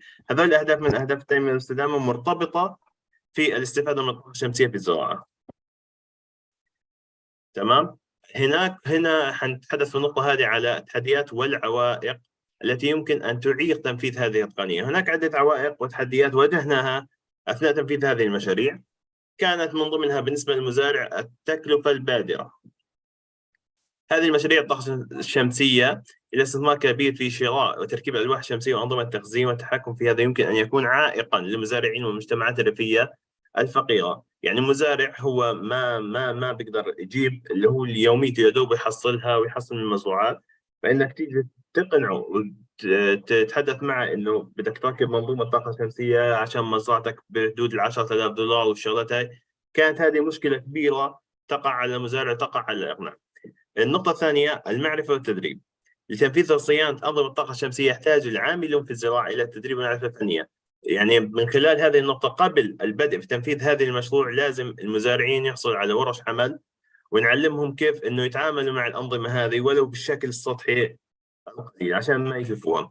التقنيات القديمة كان في من ضمن المشاكل اللي إحنا وقعنا فيها إنه في بعض المناطق المزارعين بيعتمدوا على تقنيات زراعية قديمة. يعني مثلا لما تيجي بدك تتعامل معه بتلاقي المضخة الأرضية تاعته هي 3 فيز، والمنظومة اللي احنا بنركبها مثلا 1 فيز، فتضطر انك بدك تعدل في المنظومة هذه وتجيب له أجهزة انفرتر تحول من 3 فيز ل 1 فيز عشان تشتغل المضخات هذه. هذه كانت تحديات احنا واجهناها. وضعف البنية التحتية. لما تيجي بدك تقول له في عندك شبكة مياه حديثة، شبكة ري حديثة، ما في عنده أصلا حفر لتجميع المياه كانت في بعض المناطق. النقطة الخامسة التغير المناخي والظروف الجوية. التغير المناخي كانت مثلا الصيف، في ساعات الصيف كان المزارعين والأنظمة تشتغل بشكل ممتاز، لكن في ساعات الشتاء كانت بتيجي أيام في الشتاء بتكون مغيمة، فالتكلفة في الكفاءة تاعت الخلايا والمنظومة بتنزل ما يقارب 70% 60%. طبعا التحديات كانت التمويل ودعم الحكومة، إنه هذه المشاريع لازم تكون ممولة من جهات حكومية وجهات مانحة، وكان في صعوبة كثير في الحصول على التمويل في هذه المشاريع. القوانين والتنظيمات، في بعض الدول تفرض اللي هو قيود، مثلا بدك تستورد خلايا، بدك تستورد أجهزة، يحكي لك في ضرائب عالية، في تعقيدات، بيعمل لك شغلات خاصة. إحنا في فلسطين حركة المعابر صعبة عندنا. النقطة الثامنة الصيانة والاستبدال. في عدة شغلات ممكن تستهلك، مثل الأسلاك، مثل السيبة، مثل الصدى تاع السيبة. هذه الشغلات اللي كانت ممكن مع المدى البعيد تظهر. والنقطة التاسعة تقنيات جديدة. بعض المزارعين قد يشعرون بالقلق بشأن تبني التكنولوجيا الجديدة المختلفة عن التقنيات التقليدية اللي اعتادوا عليها. حكينا عنها في السابق، إنه في مزارعين بتلاقيه تربى هو وآبائه على مدى عمره، إنه هو بيعتمد على رأي هو التقليدي. تيجي تحكي له إنه مثلا بدنا نحول المزرعة تاعتك إلى مزرعة حديثة، وإنه في مضخة، وإنه في طاقة شمسية، وفي أجهزة بتضخ، وفي أنظمة ري حديثة، فكان صعب الإقناع في هذه الجزئية. هناك عدة توصيات لتعزيز استخدام الطاقة الشمسية في الزراعة، من ضمنها توفير التمويل. يجب توفير خيار تمويل ميسرة للمزارعين والمشاريع الزراعية للاستثمار في تقنية الطاقة الشمسية. 2 توعية وتدريب. حكينا فيها، لازم أصلا توعي المزارعين، تدربهم وتعمل لهم ورش عمل على فوائد الطاقة الشمسية على أساس تغير الفكرة عندهم. الدعم الحكومي، إنه الحكومة يجب تكون متبنية بالأساس هذه المشاريع عشان تدعم المزارعين وتخفف من الضرائب، وتخفف من الشغلات اللي هي بتاخذها بشكل عام على المنتجات، لكن على المنتجات اللي بتشارك بالإنتاجات هذه حقيقة توقفها أو توقف الضريبة عنها. الشراكات المشتركة، يمكن تشجيع تعاون بين القطاع العام والقطاع الخاص والمجتمعات المحلية استخدام الطاقة الشمسية. في هذه النقطة ممكن إنه الشركات البائعة أو المسوقة للطاقة الشمسية هي نفسها اللي تعمل شراكة مع المزارعين. تيجي لنا مزارع عنده مطلع مثلا 20 دنم، تيجي تتحدث معه وتعمل اتفاقية إنه إحنا من مولك في الأنظمة والطاقة، بالإجراء إنه ممكن تسده على مدى 10 سنين، أو ممكن يكون في شراكة بجزء من المحصولات، أو ممكن نشغل أجهزة أيدي عاملة. هذه بتتم بالشراكات. تبسيط الإجراءات، يمكن تبسيط الإجراءات الإدارية والتنظيمية تسهيل تنفيذ عملية مشاريع الطاقة الشمسية. البحث والتطوير. يجب استثمار البحث والتطوير لتطوير تقنيات الطاقة الشمسية المتقدمة والاقتصادية.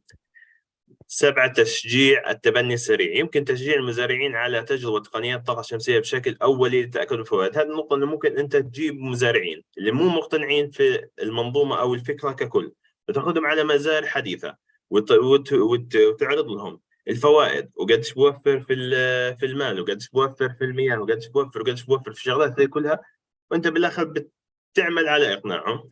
المشاركة المجتمعية، تشجيع المجتمع المحلي على المشاركة في تخطيط وتنفيذ مشاريع الطاقة الشمسية في الزراعة. النقطة التاسعة رصد وتقييم. في أي مشروع يجب يكون في رصد تقييم وتقديم آليات رصد وتقييم أثر استخدام الطاقة الشمسية على الزراعة والمحاصيل. والنقطة العاشرة والأخيرة تبني الأفكار الإبداعية بدعم. يجب دعم الأفكار الإبداعية والمشاريع الصغيرة التي تستخدم الطاقة الشمسية الزراعة. في آخر سلايد، يعني هي من أهداف التنمية المستدامة، والهدف السابع اللي هو كان هدف طاقة نظيفة بأسعار معقولة. في الهدف هذا مرتبط في كتير أهداف سابقة وبعده.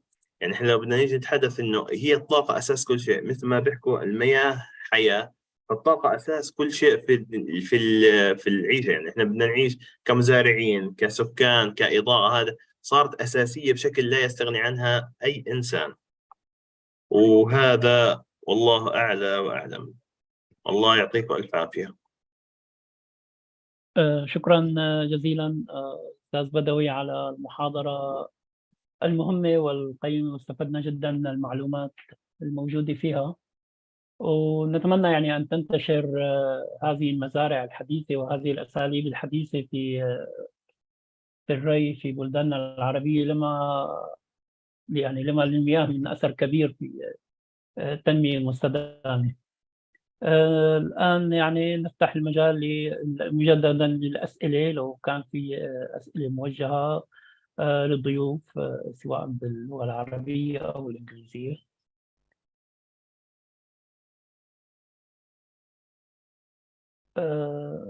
أنا عندي تفضلي سؤال تفضلي دكتورة.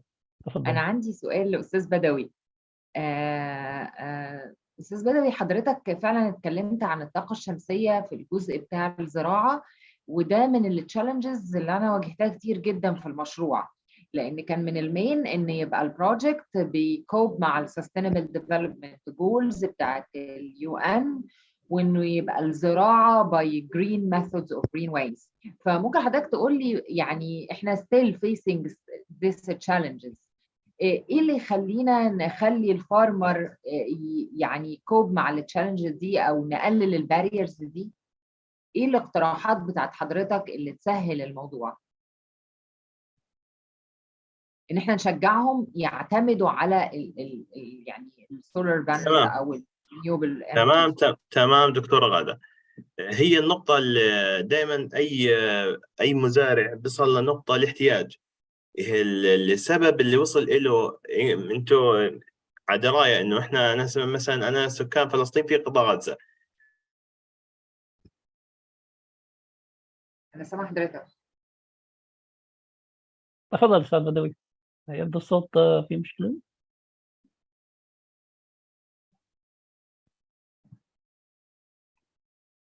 هو الصوت حصل فيه مشكله تقريبا. استاذ بدوي نحن لا نسمعك.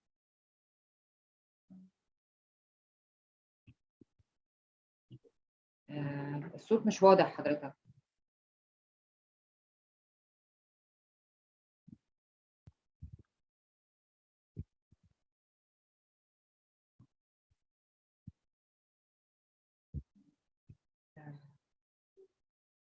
طيب في سؤال تاني. طيب لو في سؤال تاني للدكتوره حسناء.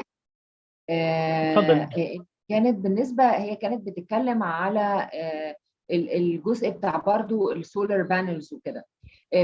برضو في حاجه انا كنت لاحظتها في كذا مشروع انا يعني شاركت فيه او شفت الامبلمنتيشن بتاعه. في مشكله كبيره جدا بتحصل اثناء عمليه الامبلمنتيشن والترانسبورتيشن بتاعت السولار بانلز. مش عارفه استاذ حسناء موجوده معنا؟ مش عارفه. استاذ حسناء موجوده؟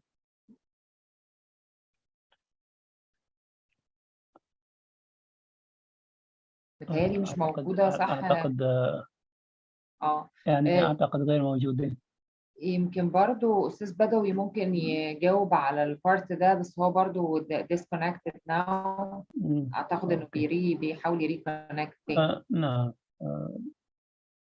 ممكن ننتظر ناخذ سؤال آخر ريثما يكون أستاذ بدوي والأستاذة حسناء متاحين. في سؤال من تامر بركات. أستاذ تامر، السؤال لمين موجه؟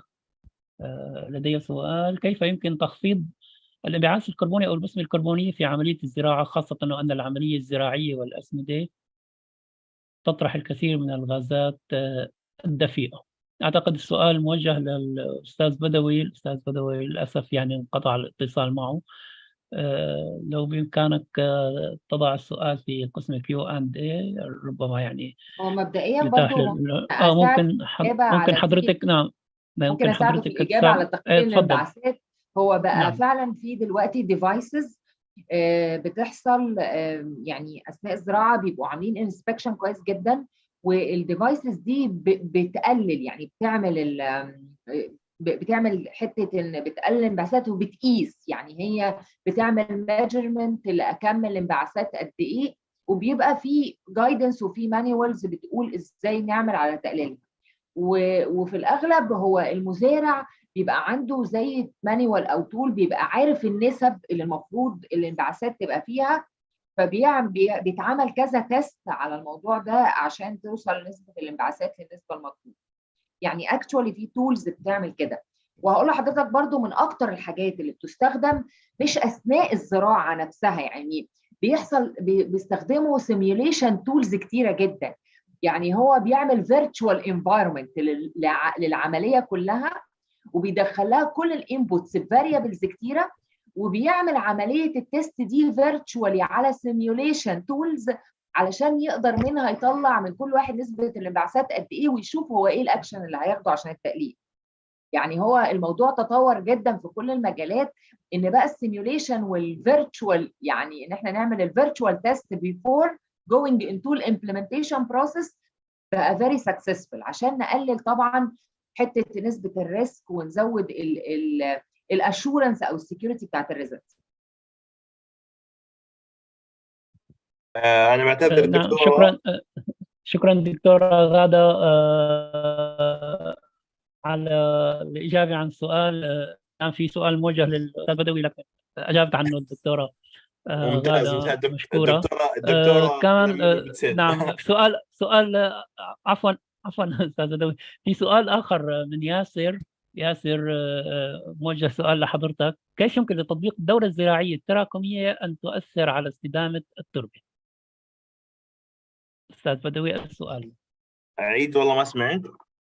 السؤال من ياسر: كيف يمكن لتطبيق الدورة الزراعية التراكمية أن تؤثر على استدامة التربة؟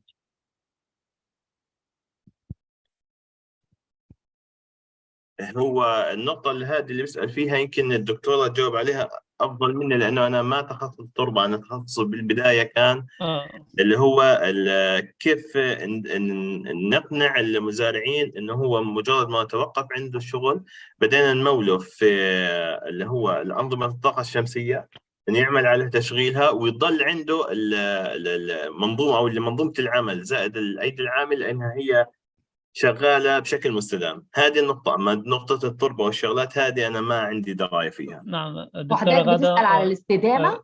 نعم، يعني ازاي نحافظ؟ السؤال أستاذ سؤال دكتورة غادة هو: كيف يمكن لتطبيق الدورة الزراعية التراكمية أن تؤثر على استدامة التربة؟ هو حضرتك هو حته الاستدامه، عشان تميك شور ان في استدامه لازم يبقى في قياس على طول. يعني هو من اول مره بيطلع النتائج، وبيبقى في مؤشرات بتقول ايه النتائج اللي طلعت، وبيبقى بناء على هذه المؤشرات في بنسميها potential actions. يعني بيديك بالظبط كده زي السوات اناليسيس. احنا دايما بيعمل عمليه سوات اناليسيس علشان يشوف ايه اللي طلع فعلا، والمؤشرات ادت انديكيتورز بايه، وبعدين يشوف ايه الحاجات او الاجراءات اللي المفروض تتاخد عشان نحافظ على المستوى ده في الفيوتشر. مثلا من المؤشرات اللي واجهناها على ارض الواقع ان كان في استهلاك، رغم ان ده كان محسوب، استهلاك للميه بيطلع بكميات اكتر من اللي احتاجناها، وبالتالي انا كده باثر على حته الاستدامه في كميات استهلاك المياه اللي محتاجاها في الزراعه. فايه اللي بيتعمل تقييم، وبيتشاف ايه هي بقى التولز او الطرق اللي اوفر بيها استهلاك المياه في المره القادمه. ممكن مثلا منها ان انا ما استخدمش مياه نقيه كلها من اول مره، انا بحتاج اعمل ايه؟ بعمل تحليه مثلا لميه بحار، او ميه مثلا يعني ميه محتاجه تعمل لها عمليه تحليه بطريقه معينه عشان ادخلها في الزراعه. فهو الاستدامه هنقدر نحافظ عليها بان احنا دايما نقاد او نشوف ايه الترندز او التكنولوجيكال ترندز او الابلكيشنز اللي هتخلي الاوتكم يطلع افضل باقل التكاليف الممكنه، وطبعا وزاوت او من غير ما نضر بالكواليتي بتاعت الاوتكم اللي طلع او البرودكت. اتمنى ان انا اكون جاوبت على سؤال اللي بيسال. لو في اي حاجه يعني اكسترا، على فكره انا مش بقول لحضرتك كلام نظري، انا بقول لك حاجه فعلا حصلت على ارض الواقع. يعني نتيجه مثلا قارنا بين اللي ما كانش بيستخدم الرينيوبل انرجي في الزراعه واللي كانوا بيعتمدوا على ميه من مصارف كده باي كميات للزراعه، وبين لما تحط سنسورز تطلع كميه الميه بالظبط اللي محتاجاها نوع الزرع، وبين انه بقى بيعتمد على السولار بانلز او اذر رينيوبل سورسز زي مثلا الويند او كده على حسب المناطق، وانه يستخدم دول في جنريت الكتريسيتي تبقى كنترولبل لاتمام العمليه. شكرا دكتورة غادة على الإجابة الوافية. السيد الأستاذ خلف يعني شفت رافع يده للأسئلة. تفضل إذا متاح لك المايك ممكن تسأل أستاذ خلف.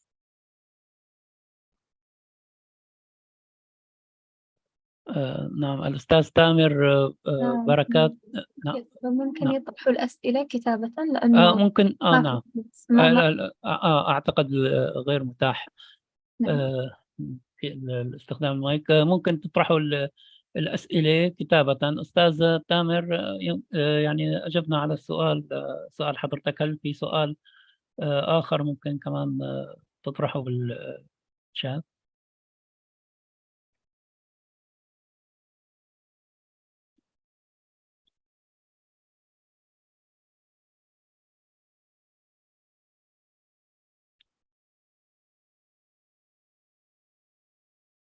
تفضل ممكن إذا ممكن توجه السؤال بشكل مكتوب. لو في سؤال آخر أيضا أستاذ ملك، هل يوجد أسئلة أخرى لديك؟ لا، انتهت الأسئلة.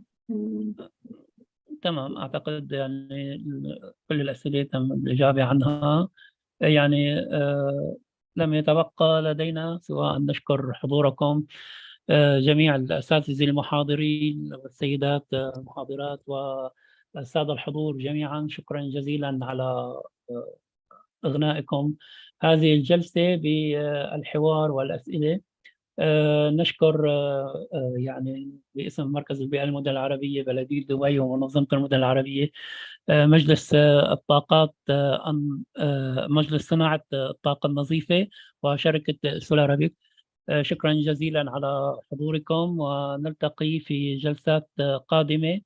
أعتقد يعني ستكون متاحة المحاضرات مسجلة، المادة العلمية يعني أعتقد ستكون متاحة على موقع سولارابيك.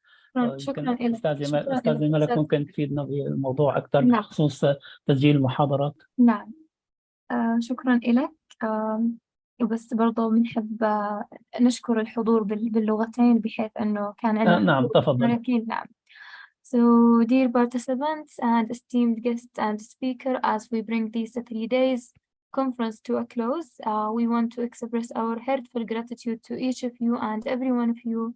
These past 3 days have been a journey of knowledge sharing and insightful discussions and collective commitment from everyone to shape the future of a smart and sustainable cities.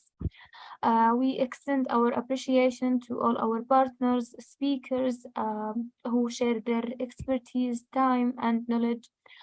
We would like to thank Dubai Municipality, Clean Energy Business Council, Environmental Center for Arab Towns, منظمة المدن العربية. Together, we have explored the transformative potential of and advanced technologies in the city management, and we have reframed our dedication to a sustainable and innovative urban future. The challenges, the opportunities ahead are substantial, but together with collaborative spirit and innovative ideas, we have witnessed during this conference many things that made us confident that we can overcome them. The journey does not end here. It is continuous of our shared mission to create cities that efficient, resilient, and environmentally conscious. شكرا لكم جميعا. I also would like to mention that all the presentations and the recordings will be uploaded on our website. Switching to Arabic again. أعزائنا المشاركين والحضور والضيوف الكرام، مع انتهاء هذا المؤتمر اللي استمر ل3 أيام، بحب أعبر باسمي وباسم سولارابيك والمنظمين عن امتناننا العميق لكل واحد منكم. شكرا لك أستاذ زاهر أيضا. شكرا جزيلا للحضور. يا أهلا وسهلا. أيام 3 رحلة مشاركة معرفة ومناقشات مثرية وتفرغ مشاركين ومتحدثين لتشكيل مستقبل وتعريفنا بمستقبل المدن الذكية والمستدامة. بنحب نشكر ونوجه شكرنا الخالص لجميع المتحدثين اللي شاركوا خبراتهم، للحضور ولشركائنا بلدية دبي ومجلس صناعات الطاقة النظيفة، مركز البيئة للمدن العربية ومنظمة المدن العربية، ولكل حضورنا الأعزاء والكرام. شكرا لأنكم ساهمتوا في إمكانية إقامة هذا الإيفنت. مع بعض قدرنا نستكشف إمكانيات التحول للتقنيات المتقدمة في إدارة المدن، وأكدنا مع بعض التفاني المشترك لأنه نتحول لمدن ذكية ومستدامة ومبتكرة. بنهاية هذا المؤتمر إن شاء الله بنطلب منكم تظلوا متصلين دائما، نحافظ على هذه النقاشات. بتقدروا تحضروا ريكوردينجز الإيفنت اللي حدثت خلال ال3 أيام السابقة على الويب سايت تبع سولارابيك، واللي راح يوصلكم إيميل برضو من الزوم بيوديكم دايركتلي على ريكوردينجز وعلى تسجيلات الندوات وعلى المواد والعروض التقديمية. بتقدروا كمان تتفرجوا على أي مؤتمرات قادمة بإذن الله بالتعاون ما بيننا وما بين شركائنا، تلقوها على نفس الموقع. وختاما نتمنى إن شاء الله أنه نحقق تأثير ونمهد الطريق نحو مستقبل حضري وأكثر إشراقا وخضارا. شكرا للجميع على مشاركتكم. نتطلع إلى لقائكم مرة أخرى قريبا. إلى اللقاء حتى نلتقي مرة أخرى، واستمتعوا بيومكم ومع السلامة. شكرا جزيلا للجميع الحضور. شكرا لكم. شكرا جزيلا أستاذ ملاك، دكتورة غادة، أستاذ زاهر، شكرا لكم جميعا. يعني يعطيكم العافية. إلى لقاء آخر قريب. تشرفنا بحضوركم. شكرا جزيلا.